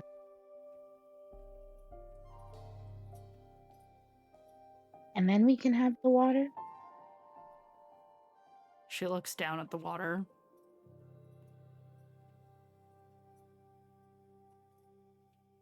Make it stop.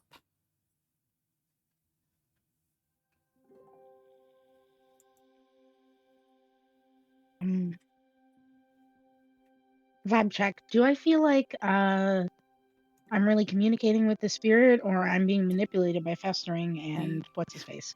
Roll me insight.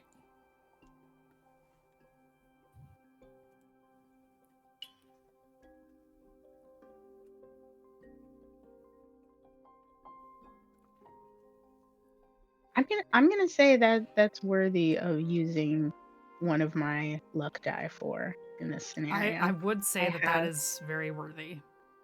I have 5. I'm bringing it down to 4, and I'm going to attempt to get better than an 11. And I get a 12. It's unclear.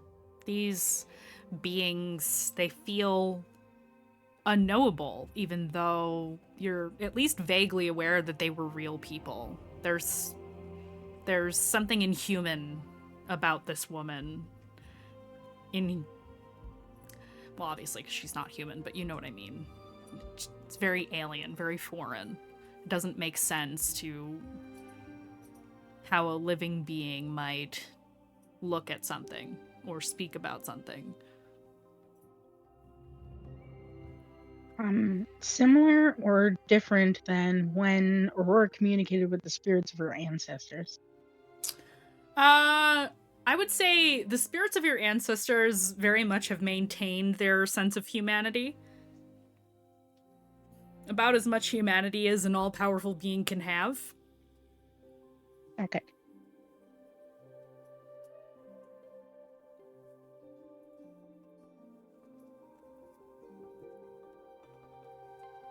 Okay, sorry about that. Good. Yeah, she's inviting you to marry her. Thank you, Alyssa. I'm so glad I read that. Aurora's gonna look at Nikita and Revelation and say,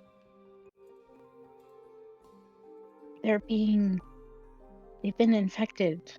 They're maybe being attacked right now. They want me to go, or she does, wants me to go to the island.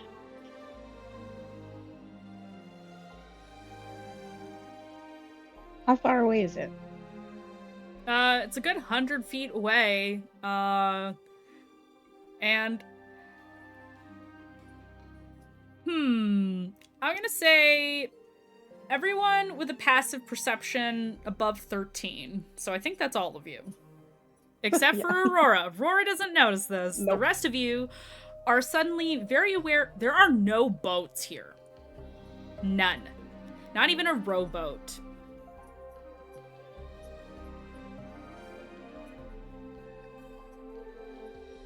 Strikes you as odd for a lake, doesn't it?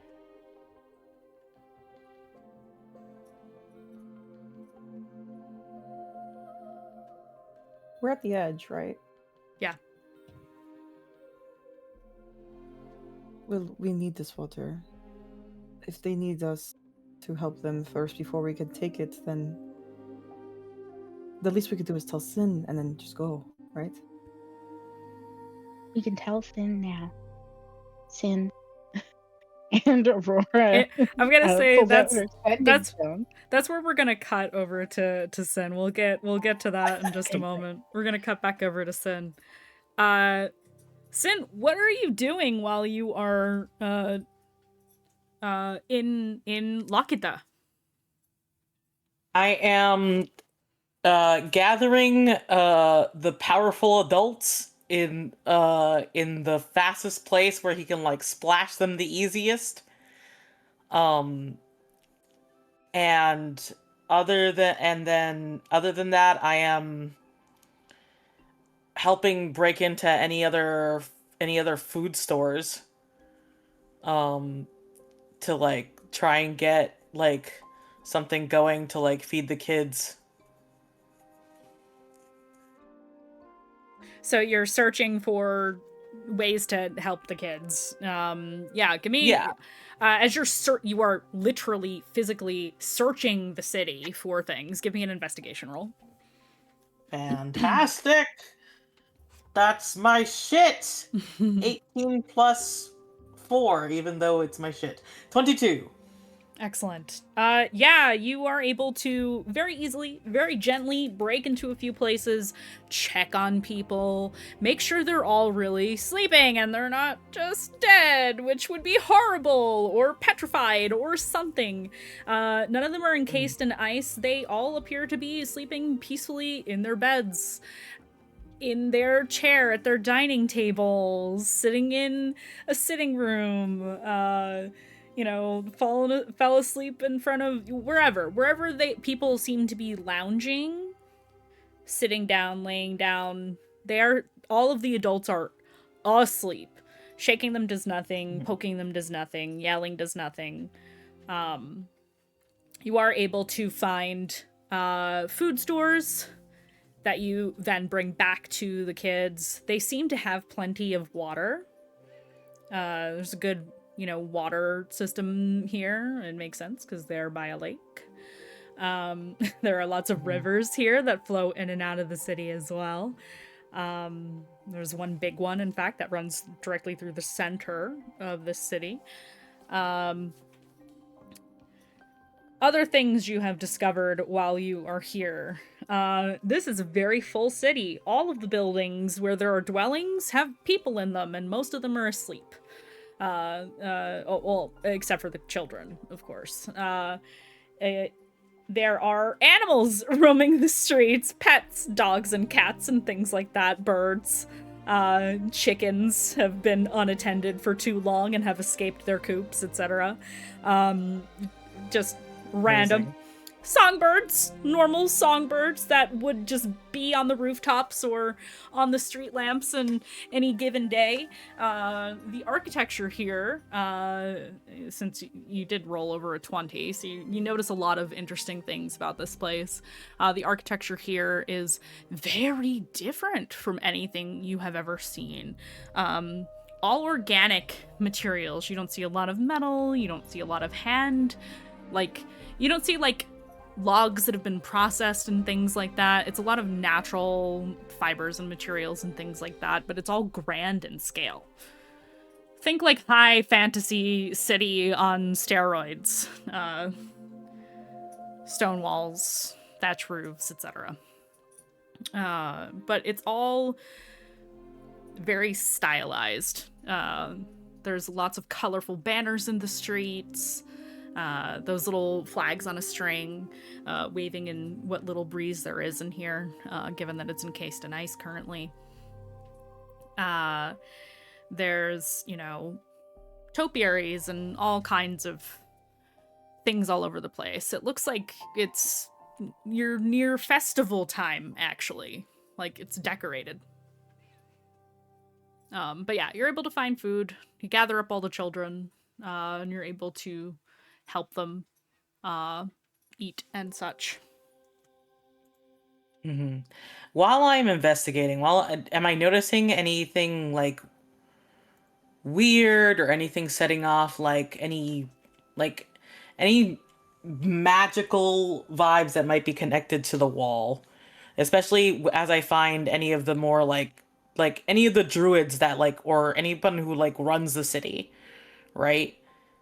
Because again, I'm trying to gather any important adults as well. Mm-hmm. Is there any weird vibes that I'm getting that might tell me how to drop the wall? So the roll about the wall, the dome, would be different. Okay.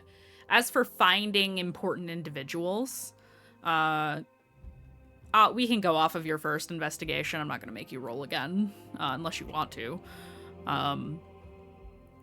It's easy. Some of the children help you, with knowing where the important people live. Some children appear to be normal residents of the city. Others look a little bit more on the street urchin side. This is not as idealized as the system you know of in Okurai. But some of them can say, that house looks like rich people live in it, or I know who lives there. They're important, this, that, the other. They can point you to where certain officials live. But I will say, I forget if I gave you his name, Flint. The young half-elven boy says, well, my mom's the elder, so she's kind of important. Yeah. I can Pretty take you important. to my house. Mhm. And he will lead you to a building that, like some of the official buildings in the city, is very large. Glass top roof. You can see inside is a tree. And as you walk in to the large archway into this building, you can see that it's actually like a complex. There are druidic runes written on the walls. There's a kind of greeting area, like a lobby, but not a lobby. There's halls that lead to other parts of the building. This place is giant. He leads you upstairs to the top level of the building, where you can see that the further you get away from the public spaces, it looks like dwellings. There's dwellings up here. And he takes you to one of the larger apartments in the building and lets you in, and you see this lush, overgrown, full of plants home. It is a little bit humid in here. It's a little balmy. You can see that there is kind of a setup to create that kind of atmosphere in here. You see a lot of texts in a case that is covered by glass, so it's not affected by the humidity. And he leads you to a bedroom where you see two feminine individuals asleep. And he points to one with dark hair and one with kind of like this dirty blonde hair. And he points to the woman who has hair that looks more like his, darker brown. And he says, "That's my mom. She's the elder of our circle." Okay. Mandy. Mhm. Realizing that we're in a druidic, conclave, basically, Mhm. and knowing that they are nature vibes and everything, Sin is going to look around and Sin's going to be like, is there a place where the circle makes potions, where they might have some samples from the lake? He kind of blinks up at you. Why would we take water from the lake? Why wouldn't you take water from the lake? Well, it's special. We don't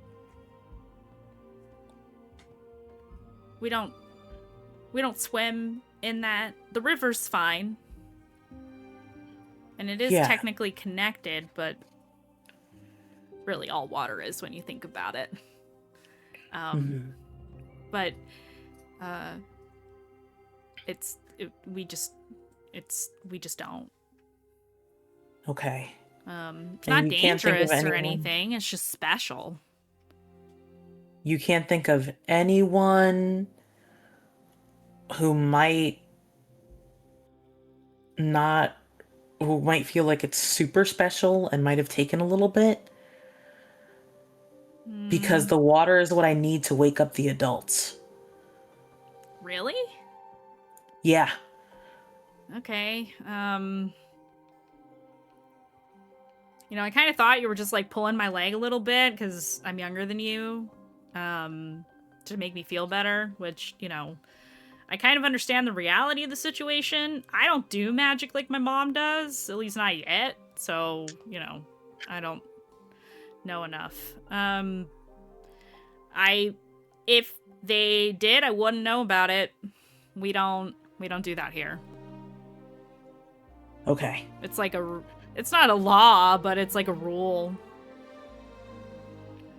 And you wouldn't know anyone who would, like, break that rule? Any rumors, any people that your mom would have told you to stay away from?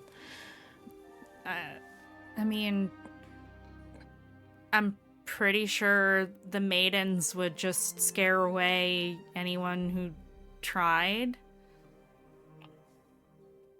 Makes sense. Alright.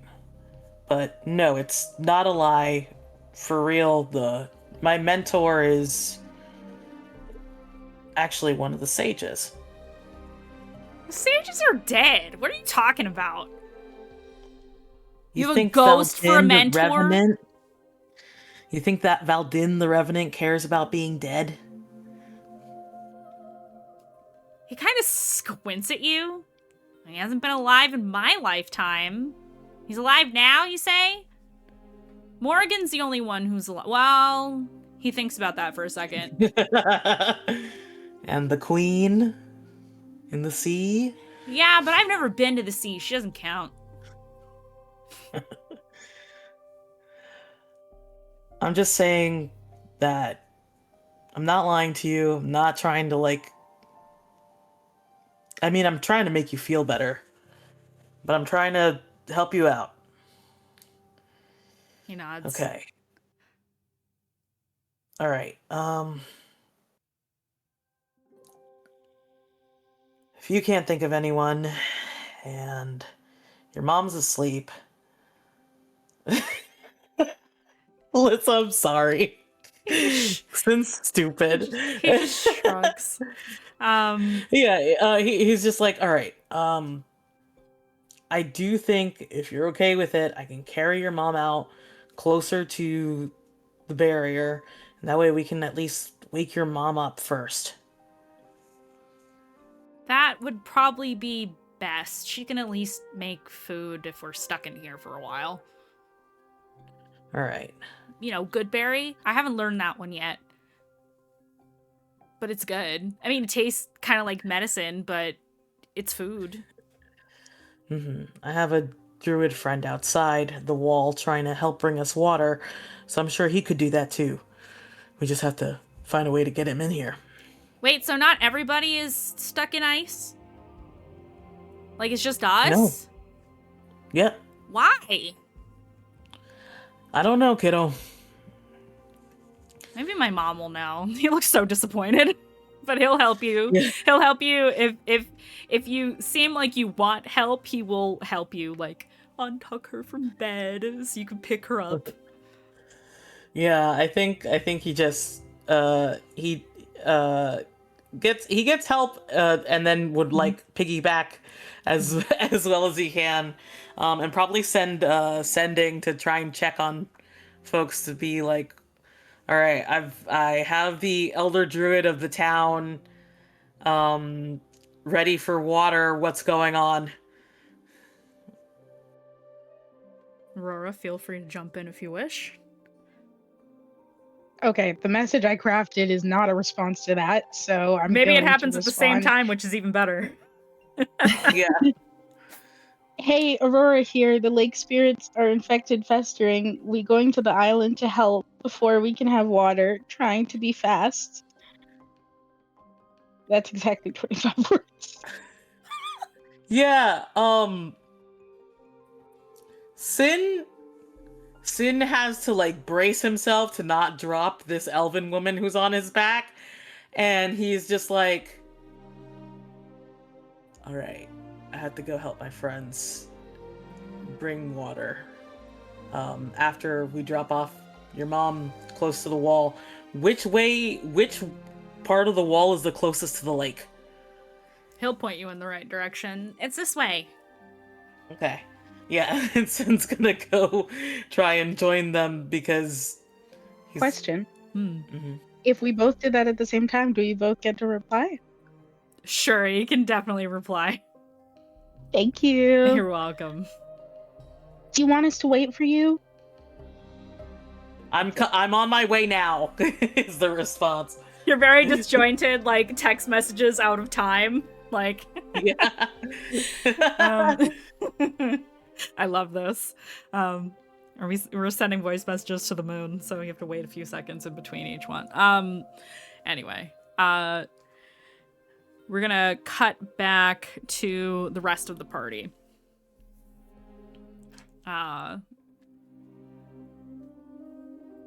Do any of the rest of you say anything else to any of the other maidens that are here?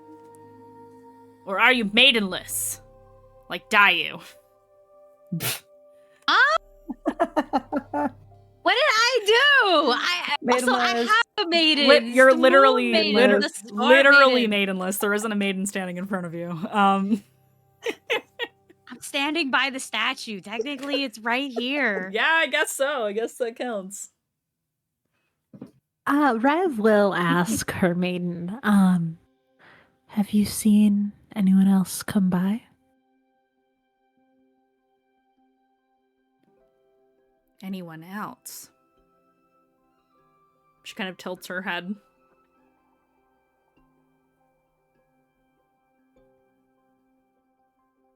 No.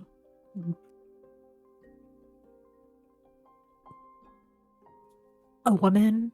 A person in armor? An old man? Many people pass through here, but no.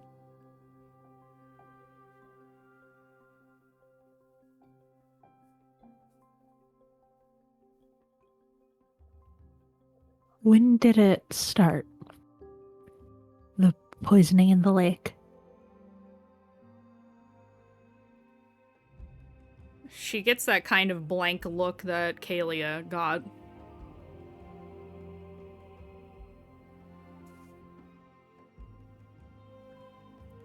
Time has lost meaning. Perhaps weeks?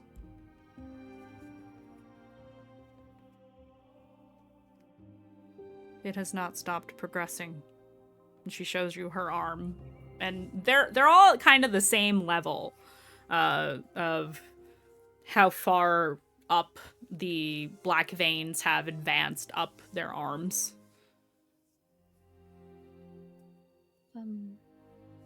I tried a greater restoration spell on my friend before, but it was very fresh. Would you like me to try it on you? Which one do you Assume it say works. this? Which one do you say this to?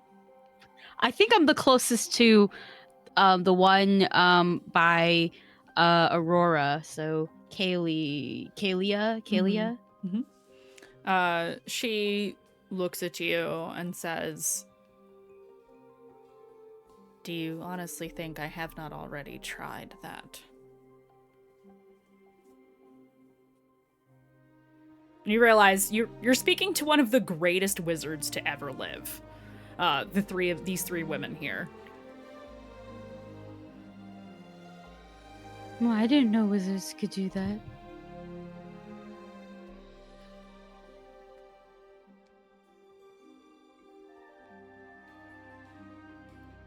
We have already tried our ways.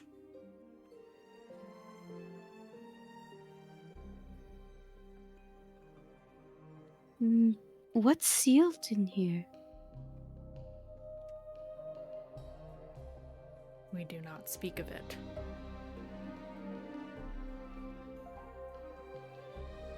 Does it get stronger if you do?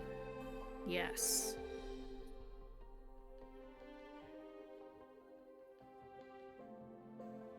Guy gives a thumbs up, gets it. Mm-hmm. It makes sense to you now why this thing is not named in any of the legends. It didn't do this to you, though, right? No. It's asleep. Outside. Mm-hmm. Outside issue. It will How do not we remain cross? as such if we are corrupted, though.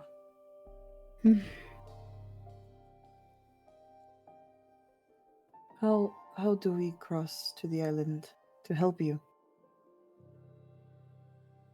You walk.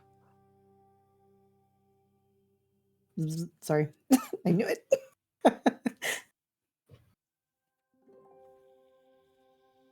I'm sorry. We like you or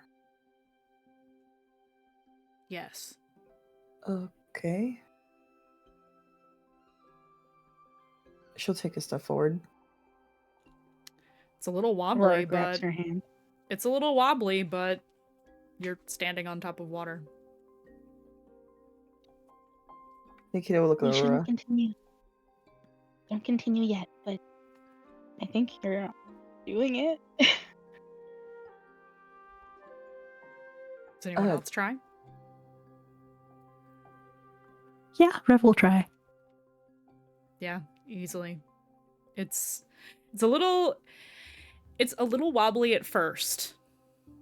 Like stepping on a waterbed is a little wobbly at first. If you've ever done that. It's a weird feeling if you haven't. Because it's not solid ground. It molds to the bottom of your boots. But very quickly, very easily, you find your balance and you are standing on water. You are standing on top of this lake. No magic spell required. It simply is.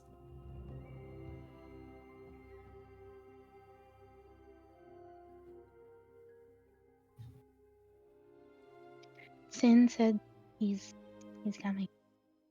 And she'll look back to see if we can see him coming. All right, Sin, as you attempt to misty step back out of the city again, roll me a d100.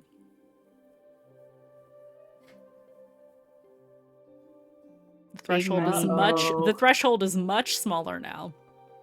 Okay, fantastic. I put away my D100 because I was like, I won't need those again. Lie. 37. Hubris. Your spell begins, the mist coalesces around you, sticks to your armor. You get like those little dewdrops. And you don't see the blur of movement that you normally see, and you realize the mist dissipates. Oh, fuck. Okay. Shit. I think he immediately calls. He's like, it won't let me out.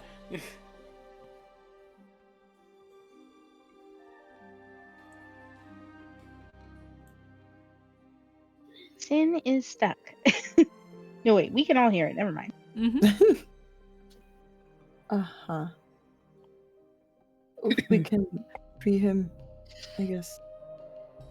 Did the barrier around the town come up at the same time as whatever happened to the lake? The woman with the short hair.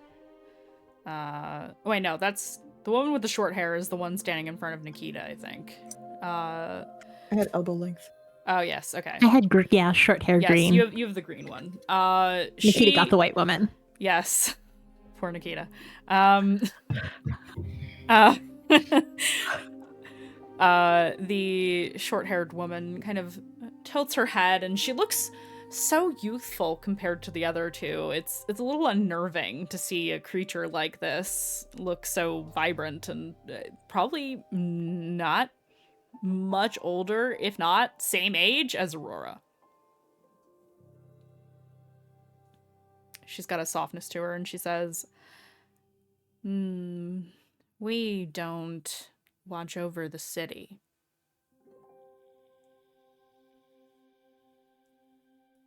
So I'm not sure. You only watch over the lake? Yes. We can see some of the surrounding area, but we must remain.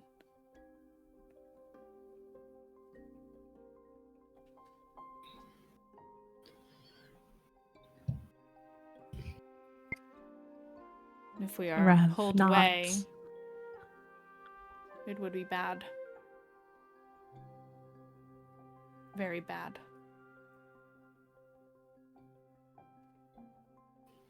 Rev nods and will say to the rest of the group, well, there's no guarantee that the barrier will come down once we deal with whatever it is we need to deal with, but we are on a time frame. I think we should head out. Sin can catch up. Me too. You can't let them be corrupted.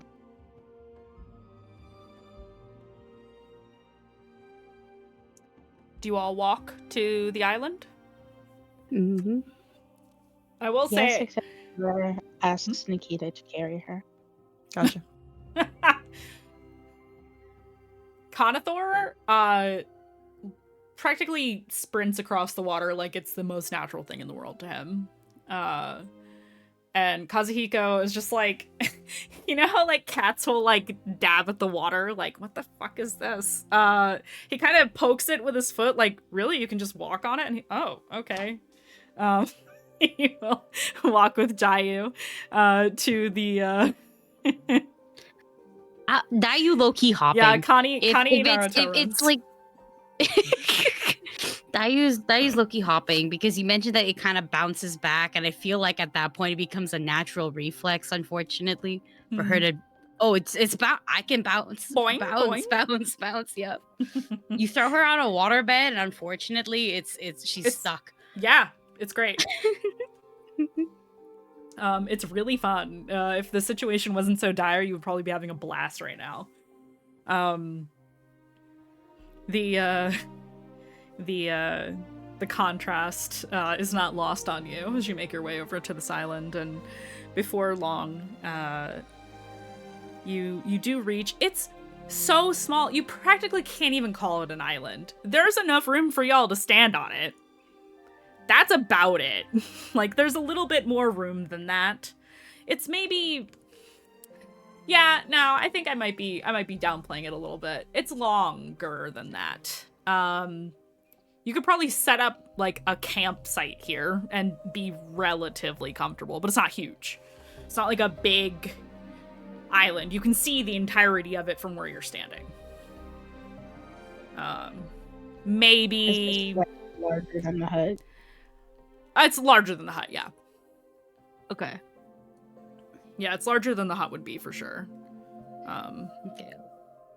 But as far as islands go, you couldn't, like, build a house on it. Well, not a regular one. Because it would be in the water, basically. So that's kind of what you're dealing with. It's flat. There's pebbles, very smooth pebbles, really all over. Bit of sand towards it's all sandy, but like the stones kind of cover everything. It's like a rocky beach, but way more stone than sand.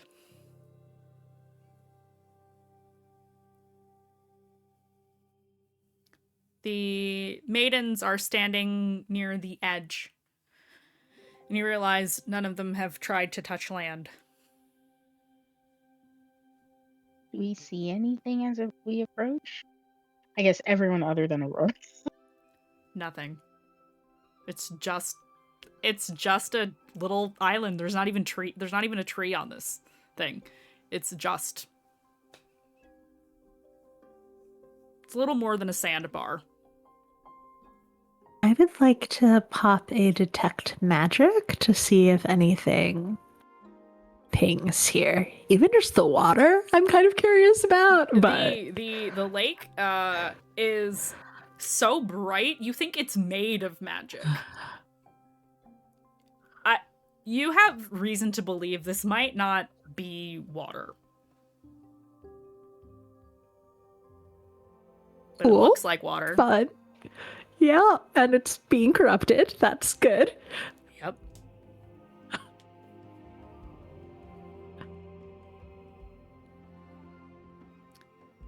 but nothing You- on the island. Mm-mm. I have a question. Yeah. The festering have a very particular smell, Yeah. and I mean this in the best way possible. Is that here or on the women? That is a phenomenal question. I'm not going to make you roll for it because you have very high, like, smell-related perception, I believe, by default as a shifter. Do these bitches stink? They do, but not like the festering. They smell like... I can't say salt because you're not in the sea. They actually... It's a different kind of foul smell. Mixed with, I would say mixed with petrichor.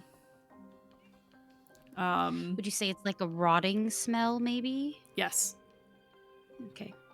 It's not festering though. It doesn't smell Not like festering. brimstone and Mhm. death. But is the festering smell maybe here now that we are on the island, or would you say it's being masked right now? You don't pick up any... You can roll about it if you really want to. You don't pick up any festering smell. Okay. Yeah. I'm on a strange island surrounded by women that are festering. I think I will roll about it just to be on the safe side. Sure. There's Yeah, it's absolutely worth a roll if you'd like. That is I think you get... don't you get advantage because you're a shifter on smell? you usually give me advantage Yeah, I'll when give it you comes advantage. to smell based. I'll give you advantage perception for smell. Okay. You have a plus 11, so you don't you. really need it unless you fail, but... No, I needed it that time. I was gonna use I was gonna use a whole thing because I didn't want to take a nat one. Thank you. Mhm. So that should be like okay, one second. I refuse to do math in this hour. You've been saying that for 3 hours. We're past your threshold. When we start, that is when I don't want to do it. Mm. You know? It's valid. Yeah, it's 25. Excellent. It doesn't smell like festering at all. You're not picking up any of it.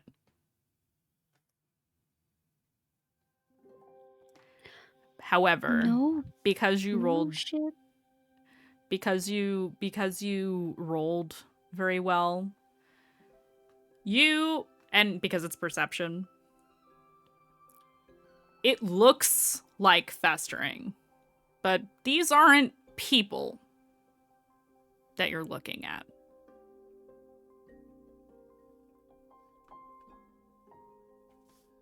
They're here, but they're not here.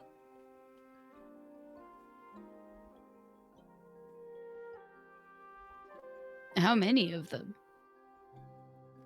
Just the 3 maidens. Yeah. They're here, but they're not here. The maidens, the 3 of them.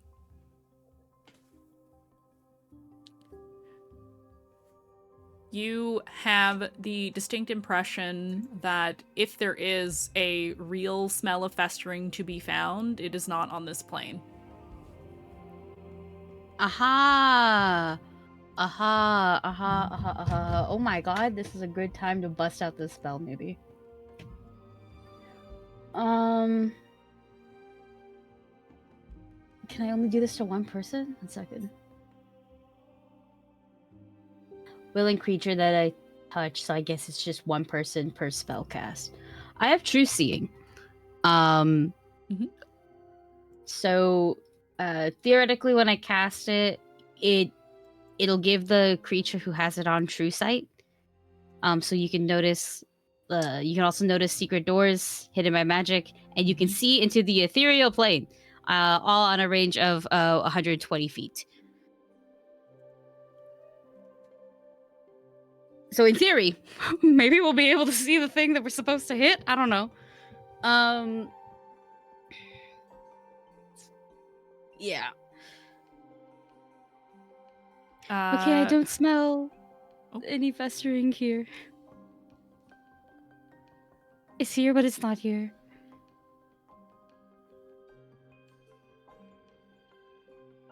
What are we supposed to do about it if it's not here? I learned the true seeing spell. Maybe we can see what plane it's on, but... Can I look over at the maidens to see if they have an answer, if they have a direction, or if they're just watching? They seem to be waiting. You haven't addressed them.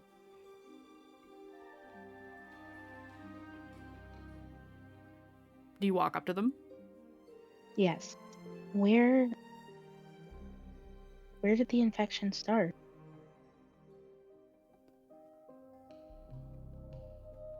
She gestures, she kind of like nods her head towards her statue. I think something tampered with the anchor. But there is something else. She kind of looks, she's not focusing on anybody but you. Even when Dayu was addressing her, she's looking at you.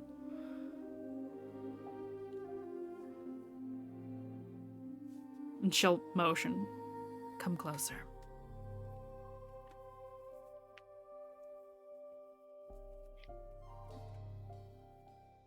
If they tampered with your statue, shouldn't we be helping your statue? No.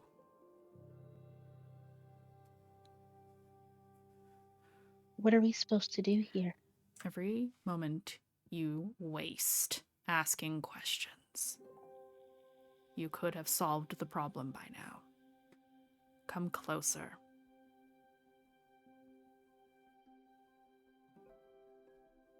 You, specifically you. What will happen when I do? It's not going to hurt you or anything. Come closer. Have we hurt you yet? No, but a lot of other things have happened that hurt me before I knew. Please do not waste further time. And you can see that the veins are moving higher up her arm. I don't know what to do until look at Dayu, because this feels like a spirit thing. Closer. You're wasting time. Spreading. Yes. Do as I ask. We might have to just do this. I'll pull you out of it. We're here, yes. Okay. Fine. And then you give us what we've requested so we can help everyone else. And Aurora will step onto the island. Or towards her, whichever one she was requesting. Yeah, they're not touching the land. They're in the water. So back into the water. Mm-hmm. Just enough that you just need to touch it. And she lets you get closer than you probably need to. And she says, you alone have the ability. And she points at your chest. Foolish girl, you do not even know what you hold. Use the infinity piece. You can reverse all of this. Oh. This thing? And she'll hold out in the form of a necklace, right? Mm-hmm. You can How does it work? You see, you know how in the dark animals have like weird glowy eyes? The three of them have that, seeing that timepiece. Reverse it. I don't know how. I'll try. And she'll look at it and try to remember what has been discussed about it previously when it was tested to see if she can recall how to use it, because I don't remember. So it is like one of those celestial sphere things. You tap it and it opens, essentially. And Okay. there's a dial on it as well. Okay, so I'll say she can figure out the tapping to open it pretty quickly, and she takes a moment and attempts to turn it, thinking like which direction should be back, and tries. Roll me the single most important roll of possibly the entire campaign so far. Roll me Arcana. Oh, no pressure or anything. Uh, Arcana though? yes. Can I give Okay. Skittles? No. Okay. Oh. Well, that's unfortunate. It's cocked, and it was gonna be really good. Okay, let's see. You got luck, right? I do have luck.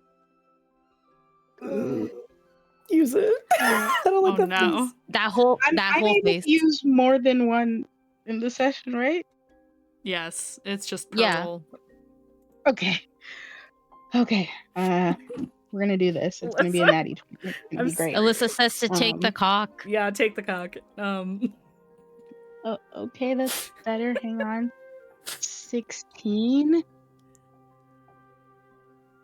16. That's what I got. Okay. Yep. Well, it's not a bad roll. You turn Could've the been dial. worse. You turn the dial. That's okay. There's going to be a series of rolls in the very near future for you. You turn the dial and let go. The sphere opens and you can see it is intricate rings of metal inlaid in one another that are on tracks, essentially. So even though the larger pieces are moving, there are smaller pieces in each of those that are also moving at the same time. And it is twisting and turning, and it doesn't make any sense to you whatsoever. It's not like a clock, like you expected. And then it spins faster and faster and faster, and then Aurora is gone. We're gonna jump What back did you do? over to Sinark. Sin, you were trying to get back to your friends. Yes. I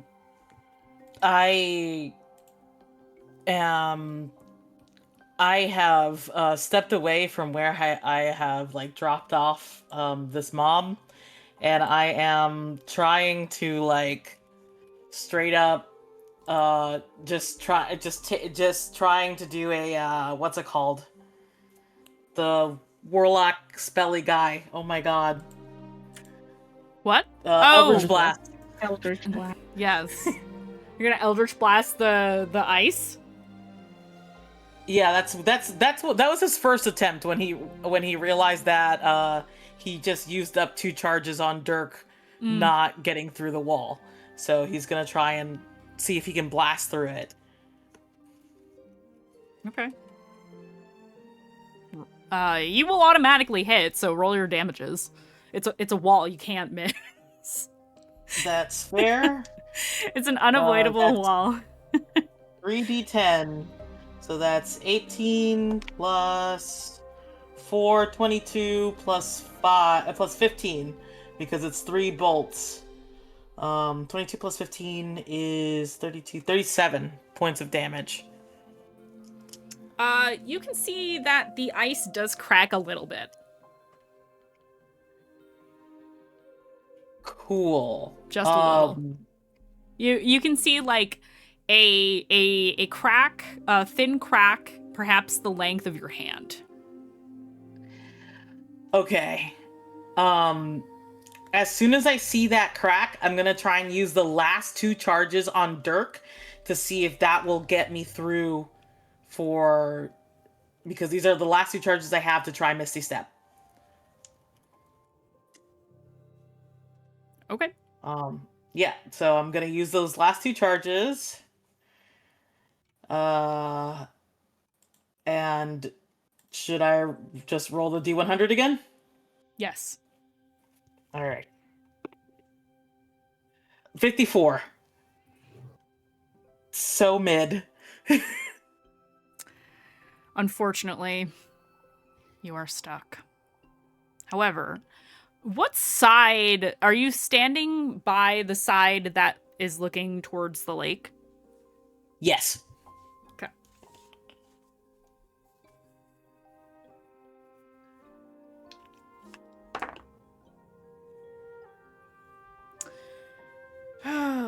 The dice love you, I have to say. You look up in frustration towards the lake, and you're just like, what am I supposed to do? I can't jump out. I'm stuck here. What am I gonna do? Maybe those initial moments of panic start setting in, because you're like, I'm trapped. I can't break out of this. I got lucky getting in here, now I'm stuck. Mm-hmm.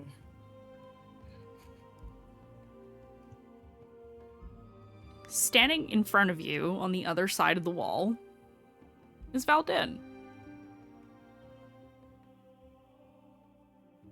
He goes, tink, tink. You got stuck, didn't you? And you can hear it in your mind, but it's like, you can't hear him through the wall, but you can see that the lips are matching what you hear in your brain.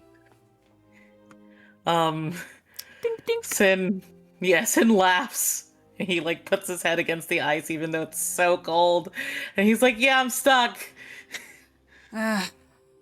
Well, wasn't expecting to have to break this today. Okay, step back, please. And Sin steps back. You watch as Valdin in the flesh, not a ghost, not a figure of your imagination, not a vision, physical Valdin holding the staff that you've seen in statues of him that has various lichen and moss hanging off of it, mushrooms and mold and all manner of fungi-like things. He very gently touches the edge of the staff to the ice, and what you see shocks you. This burst of fungus, essentially, rips through the ice and breaks open a hole in the barrier. And you see as a crack travels up towards the top of this thing. And the whoosh of air that comes through, lifting up the spores on the way, because of course he doesn't care about that. He's a spore druid. Puffed through the air like so much snow as the wind rushes in to this dome. And he says, huh. It's actually easier than I thought. I'm gonna have to talk to Morrigan about that when we save her. Oh, I listen to everything you talk about, by the way, so I'm caught up. Sin doesn't talk. He runs through the barrier and I think tackles Valdin into a hug. You just hear him go whoop, as he catches you. I'm never talking to Sin again.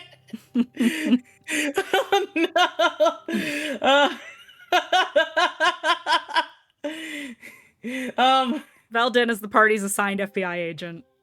Oh my god, now I realize. Jesus. But yeah, Sin tackles him, and he's like, alright, I gotta go help him. What?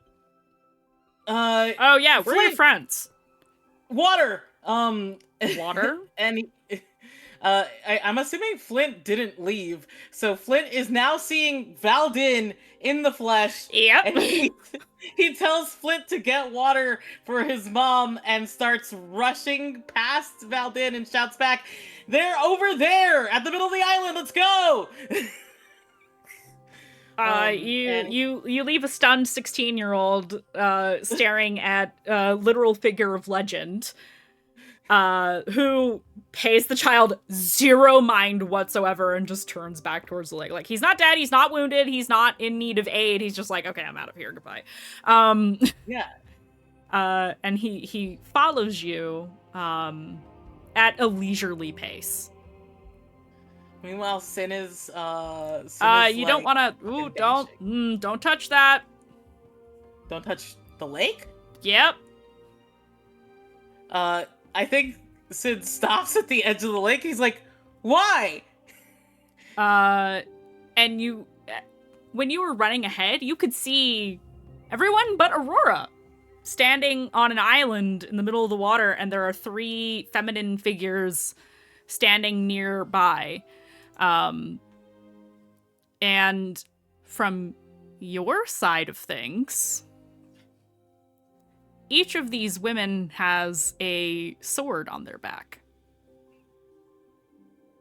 Kind of like along the spine, so that you can't see it from the front.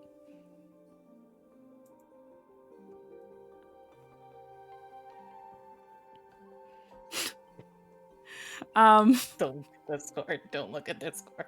I know, I can't look at anything Alyssa says today. They are on fucking fire right now. I'm screaming. The party meme lord is actually Rev. He points. He's very casual. He's very casual about everything, actually. Which I'll leave it up to you to decide if that's annoying or if it's comforting that he's just like, yeah, whatever. I've seen this before. Sin likes it, but he thinks the rest of the party would hate it. But he points over to the feminine figures and he goes, that right there. He kind of like leans into you like this is a teachable moment. He puts his hand on your shoulder and he kind of leans in. That right there. Those 3 women are some of the most powerful magic users to have ever lived. They're not alive anymore, though. So, their spirits live on in these statues, and he points to the one next to you, the one of Kalia, excuse me.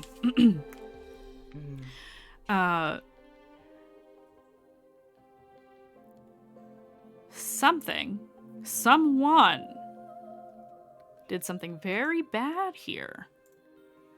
And now they are awake. Look at that. And you kind of squint to look at this.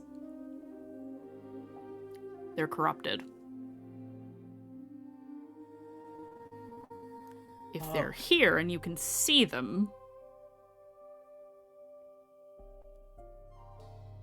those veins, that's not normal. They didn't look like this before. oh no. Did they get them out there to kill them? Nobody's fighting, so I presume it's fine, but how did they get over there? Your friends can't all fly, can they? No, not all of them. He kind of walks, he kind of pulls you gently away from the edge of the island. Or the edge of the water, I should say. Oh. Okay. Maybe things aren't the way they were. They walked. Look, and he points to the footprints in the sand. They walked. Okay. And That's bad? It's not bad. It's just not normal. Okay. I mean, water is supposed to appear like water, and it's not appearing. It's appearing like what it is, which is not water. It's magic. It's magic, Sin. The whole fucking lake. Okay. And if the lake is magic, and those 3 ladies are magic, and they're corrupted, does that mean the lake's corrupted and we can't use the water right now? Oh, well, your friends walked, and they're still alive. And they smell fine. Okay. Where's the blue one? I wanted to talk to her. I know that she was going across with them. I think we should just... He just, like, yells, "Hey! What happened to the blue one? Aurora! Hey, where's Aurora? Listen, I'm bad with names. I'm 600 years old. Leave me alone." Actually, he's older than that. You can spy on us, but you can learn our names? Okay. The blue one, the bunny, the big one, the off-worlder. I know your names. Yeah, like Sin's like jumping up and down on the edge of the shore and like waving his arms. He's like, "Where's Aurora?" Oh wait, Rev will pull out her sending stone because we have to. You've been using it the whole time. He just kind of shrugs. I never get to yell anymore. That was fun.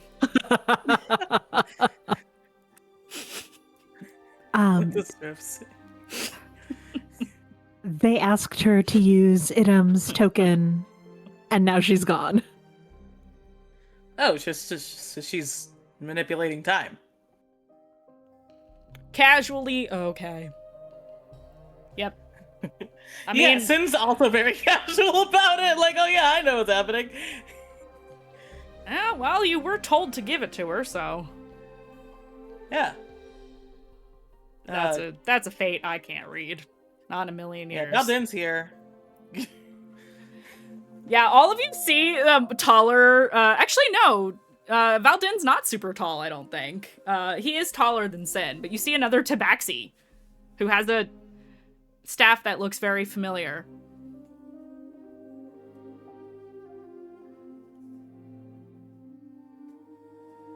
Short king on short king violence. Truly. On the shore.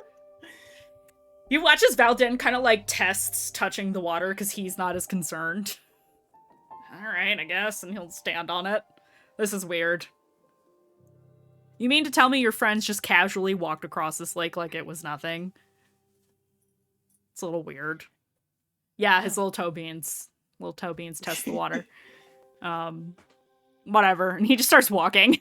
I guess we're not gonna die from this today. Yeah, Sin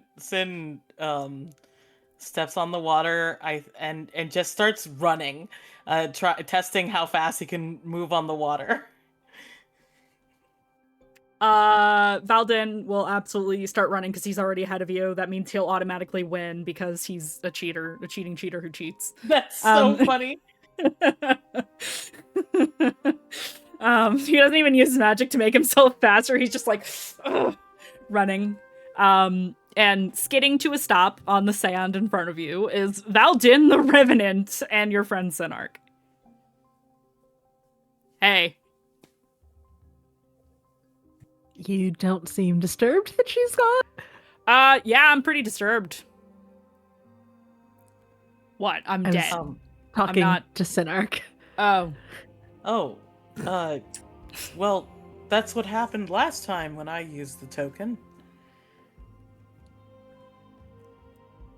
I kind of vanished for a bit, moved around, ended up somewhere else. Surprised you remember how to use it. In the most kind way possible. I'm surprised you remembered how to use it. They asked her to reverse something, and she's alone now. Well, can't do anything about that because the rest of us can't manipulate time. So, everybody take a deep breath. And he looks over to the maidens, who seem to recognize Valdin. I remember why there was a Loch Nimue thing going on in Valdin's tomb. Mm-hmm. And he'll nod to them. Ladies, this is unfortunate circumstances for us reuniting once again. And they kind of like, they regard him with like a little bit of surprise. Like, Kalia is like, you're awake. Why can we not feel you?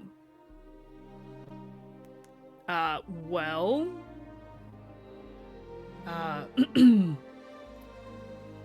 First, you're dead. And second, you've got a little something on your arms there. That is probably messing with your senses. Everyone! Kalia, Isolde, Lunette. They are the 3 maidens of Loch Nimue. Please be as respectful as humanly possible, lest you want to blow this place off the face of the planet. Please. I will ask everybody to be nice here. It seems you already have been, so, you know, kudos to you.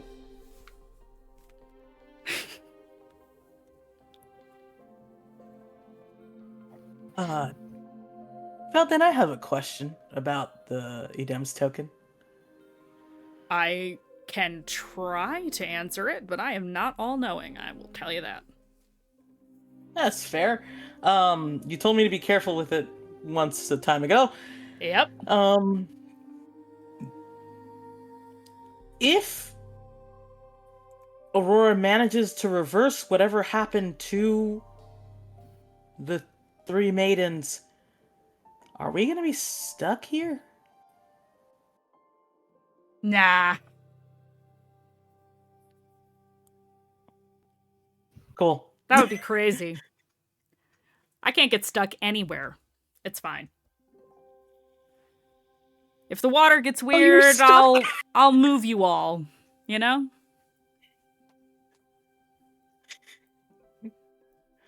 What? Since like a kid whose dad is like a fucking like airplane pilot, like he's just like, this guy's so fucking cool.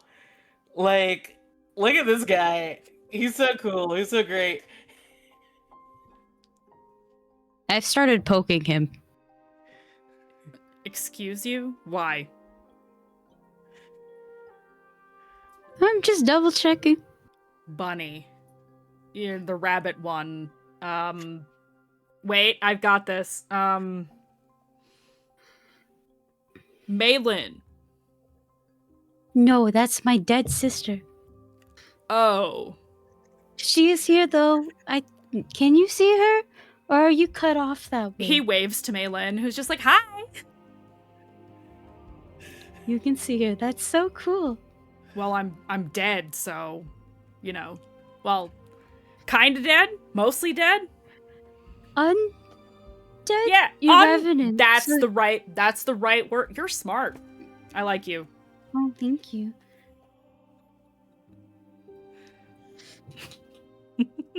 Anyways, I just wanted to make sure you were actually there and not like, you know, there's a lot of smells going on here, so just... Oh, I'm probably Yeah. not helping at all then, because, you know, he points to You're his not staff, bad. which is covered in mold and It's fungus not- and weird lichen that definitely smells.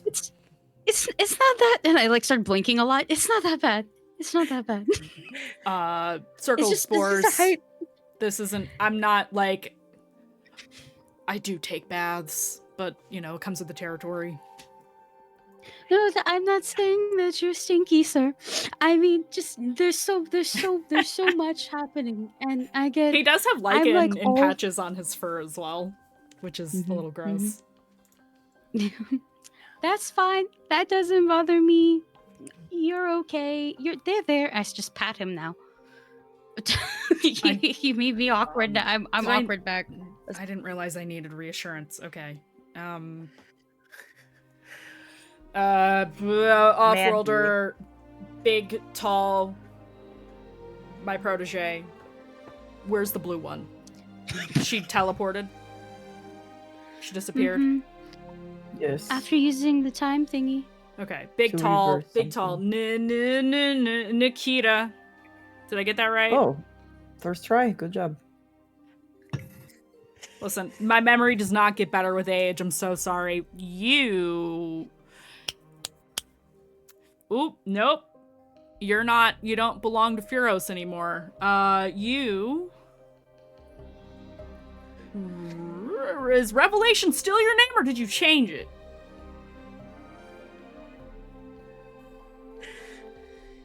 I didn't really think about changing it. Oh, okay. Well, I wasn't sure. You know, there was a big... You know... He, like, motions, like, meteors. There was a big thing that happened to you. I watched it. It was cool. Cool. Anyway, you all, well, really all we can do is wait. Does anyone know what she could be reversing exactly? Am I just supposed to wait here and wait for all this magic shit to just make sense out of nowhere, or She's probably Time. just going to be pushing back time an amount. Time. Probably so the corruption never happened to the three. wasn't there discussion about something being locked here? Yep. That's even further back. Oh yeah, that's way... back. That's That's thousands. pre-shattering. That's thousands of... Yeah. I don't Okay, it's fine. I'm fine. We'll just wait for Aurora right here on this tiny little fucking island. Sure, it's fine. Well, How far back did you move time before? They said it was weeks, at least. I've never done more than a couple moments because I was testing it out. And Sin is going to try something, and he's going to be like, I don't know if you can hear me, stuck in time. There's a melody you should listen for on the token while it twirls and stops. Aurora. At that, we're gonna cut to another place entirely. I This don't is know fine. if this... This I is don't... Is this fine. a s- Flames as my hair, but also all around me.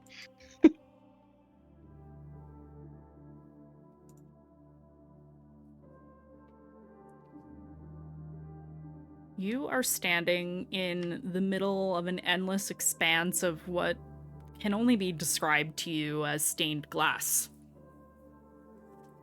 Intricate patterns expanding infinitely out from where you stand, seemingly the center of it all.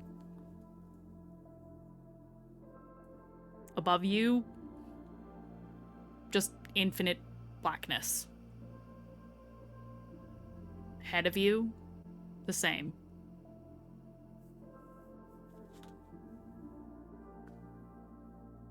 And then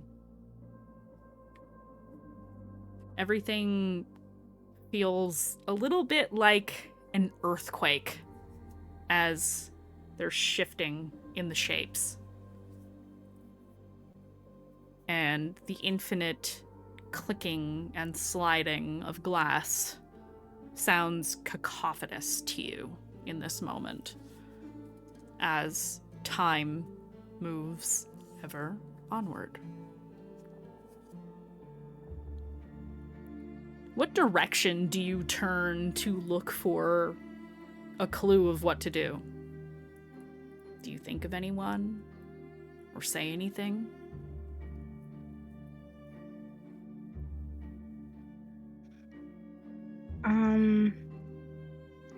I think because of like where we're located, and the experience with spirits,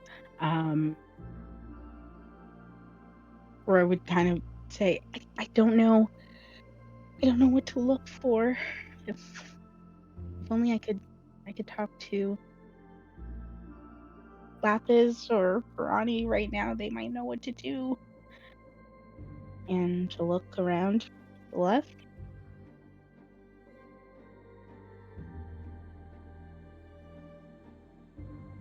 I was muted. To the left, you said? Yeah. When you turn, your perspective changes. You see a long corridor. Door after door after door. Window. Door. Door. Window.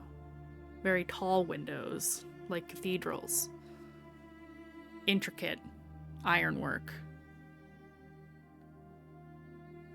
That off-white, kind of medium tan, stone chiseled bricks in the walls. The floor becomes the same. And slowly, this space becomes the hallway of what you assume is a grand fortress. You're looking for answers.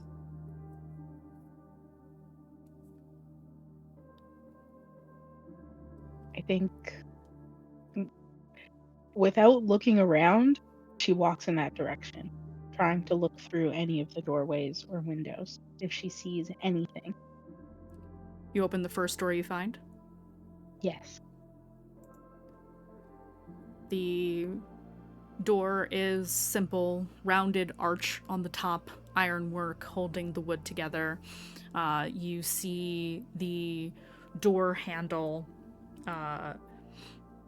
and it too is metal, but it's like a wrought iron.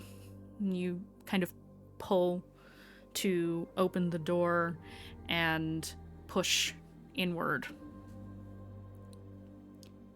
As you do, you see a library.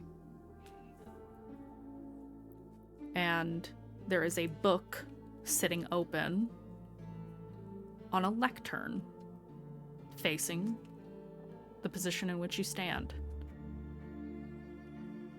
Waiting.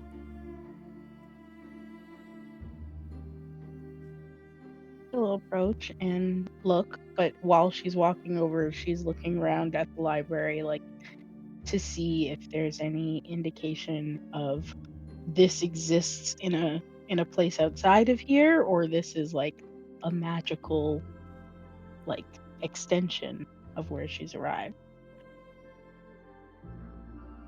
So you're looking to Like, see it's still the same place once I Mhm. walk through the door as the hallway. I the guess hall. is what I The hall. meant. Yes, the stone motif is the same. The windows are very similar. The architecture is the same. You're in a building now. Okay. And yeah, she goes right up, looks at the book.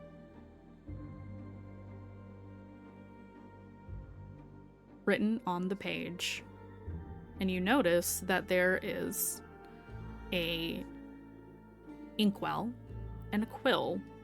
So you've got lectern. There's like a little flat top to it where the inkwell and the pen are sitting.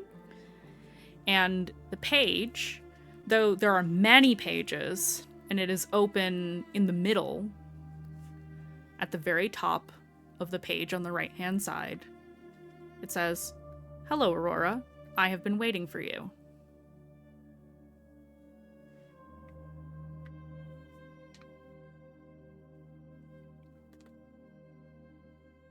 Does it look recent? The ink Like, is still can wet. Oh, okay. Where are you? She'll say it out loud. The pen lifts itself up. It's a quill pen, dips into the ink, and begins to write. Millennia. Infinite cycles. Infinite moments. You have come before, and you are here again. Who are you?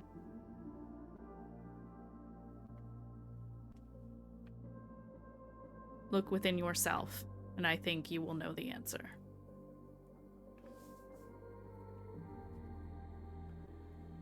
You remember Sin telling you that the symbol that you used to get here is the symbol of Edem, the god of time.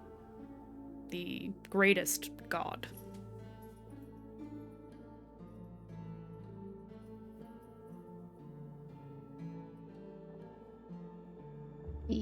Edam?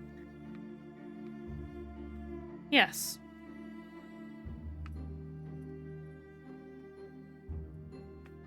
Wow, it's really nice to meet you, or I guess read you. Why am I here exactly? The pen dips into the ink again. I see you still have a hard time seeing your own potential. That is unfortunate. I feel as though we have had this conversation many times before.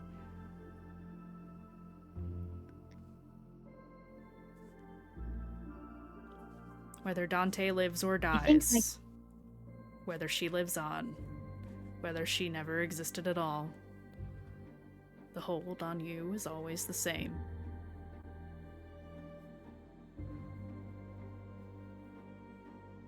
Are you about to tell me to let go?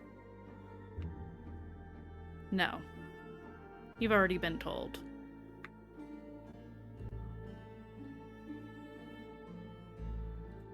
Aurora, I need you to do something that you should never do.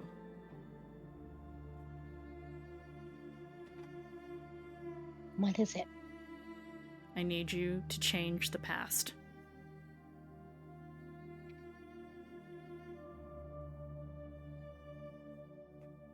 Which past?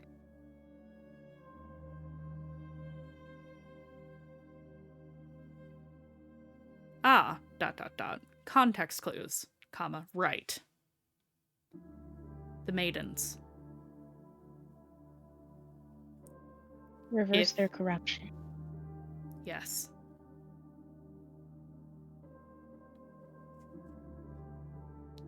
That is what I came here to do. I don't know how to use your timepiece very well. Yes, Can you do. help me?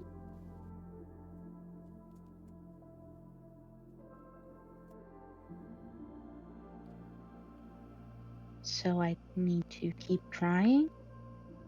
Or I've already used it correctly? The fact that you are here proves that you instinctually know how to use this. The timepiece. It is a sliver of my soul. You will it to be, and it will be.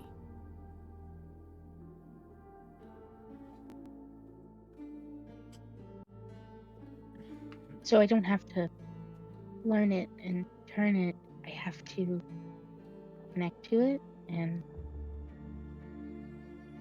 make it obey, like my magic? Precisely.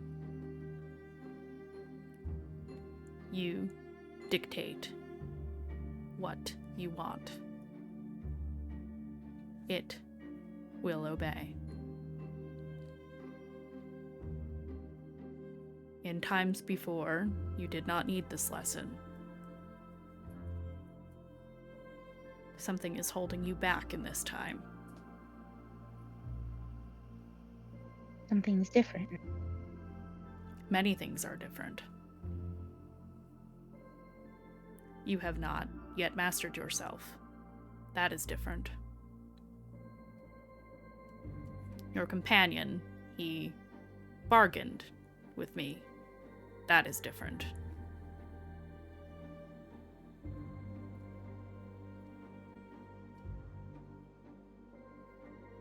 The shifter. A different one is alive this time. You mean dying? Yes. Oh.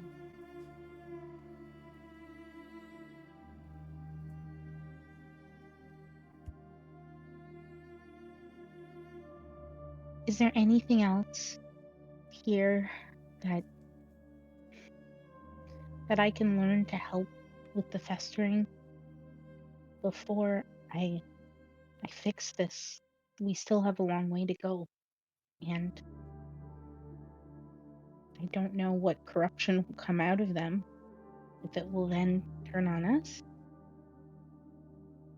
There's a pause.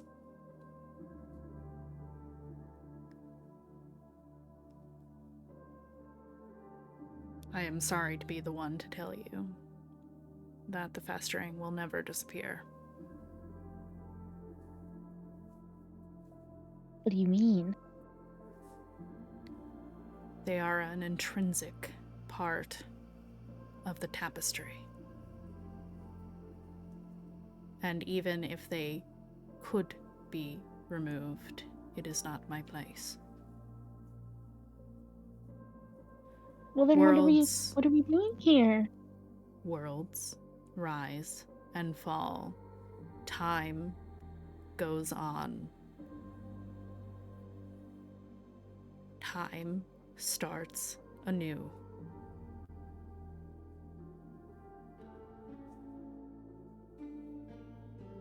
So we either stop this or it's all over and the world starts something new without us?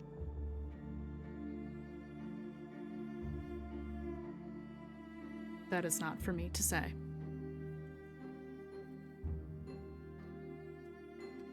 This is likely the final time.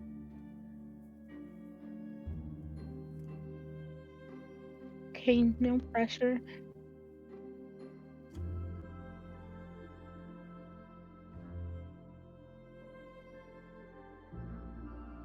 I was told not to use this frivolously, but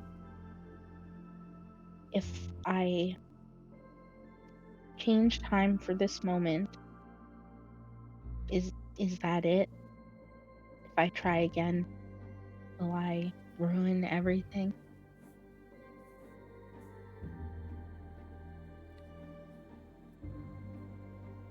Rewinding the corruption is not a cataclysmic event.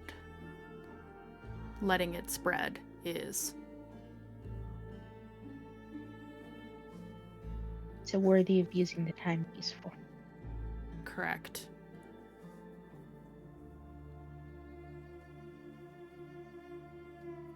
So as long as it's something worthy of your power, it can be used. There's no response.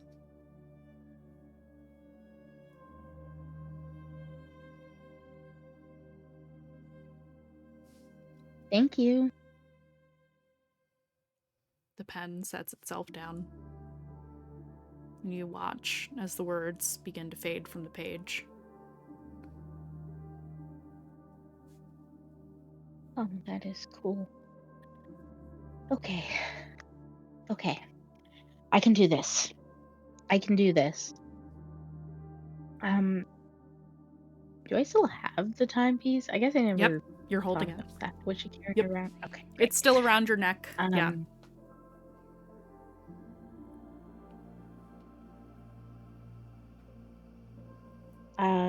She'll walk back into the main space, like the stained glass kind of area.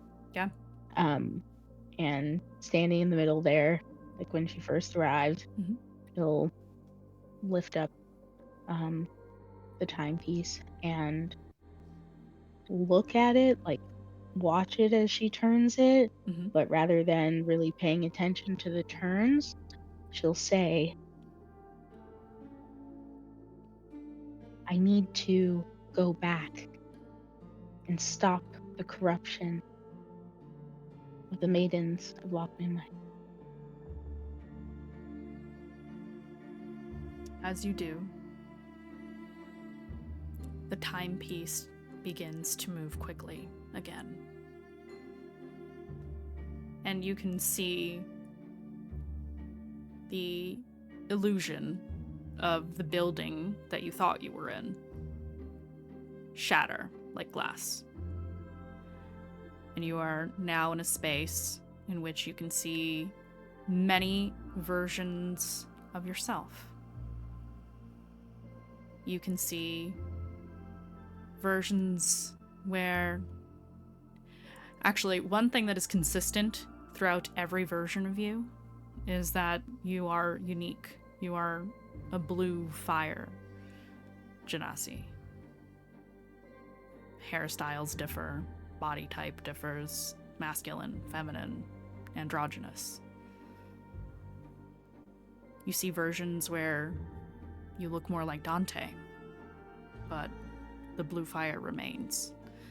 You see versions that are literally your ancestors, because in reality, they are you. Each the greatest sorceress to live. It's you. And as you have this realization that you're the same person as Lapis, as your other predecessors, just in slightly different forms, everything goes black. And that is where we're going to end it this week.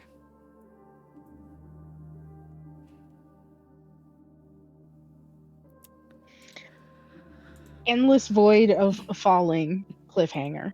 Yes. That's what's happening. Yep, sure is. Okay. So we will be back once again next week. That is January 14th, as we get ever closer to our 3-year anniversary. Holy shit, you guys! That's incredible. I'm so excited. Episode 69 next week. Nice. The episode title of that week is going to be nice, no matter how not nice it is or isn't. So if you're not in the Discord already, join the Discord. That's not how I type that command. bit.ly/MANDII menagerie. That is all lowercase. That's how you get to our Discord. Because our Discord is cozy, so we're not popular enough to have our own hyperlink from Discord. We will be back. In the meantime, catch us Friday, I think. Hold on. I'm losing my mind. Tomorrow I will probably start a new save of Coral Island and play that on stream, because I've been playing for the last 40 hours of my life. And I have gone way beyond the part that you guys saw me in the last stream, because all I've been doing is playing Coral Island. I'm allowed. I'm hibernating. There is no Dying Storms tomorrow night. We are still off until next Thursday over on Magi RPG. Art stream on Friday, back with Sanguine Dominion, so come visit Charmy and I over on Another World Tabletop. Because, holy god, we had an action movie this past session. Shit is crazy. Then we have The Last Ideal, which is also getting insane. My character may or may not have to kill her mentor. And then we're back here on the 14th with the next episode of Mistlost. So thank you everyone for being here. As always, thank you to my lovely players. You guys are the best. You're the whole reason why I do this. You guys are the best. I am gonna raid into somebody. Let's see, who can we raid into? Oh my god, there's a lot of people online tonight. Wow. There's so many. I'm gonna go into ending screen and we're gonna raid out. So hang tight everyone, and we'll see you next time. Bye!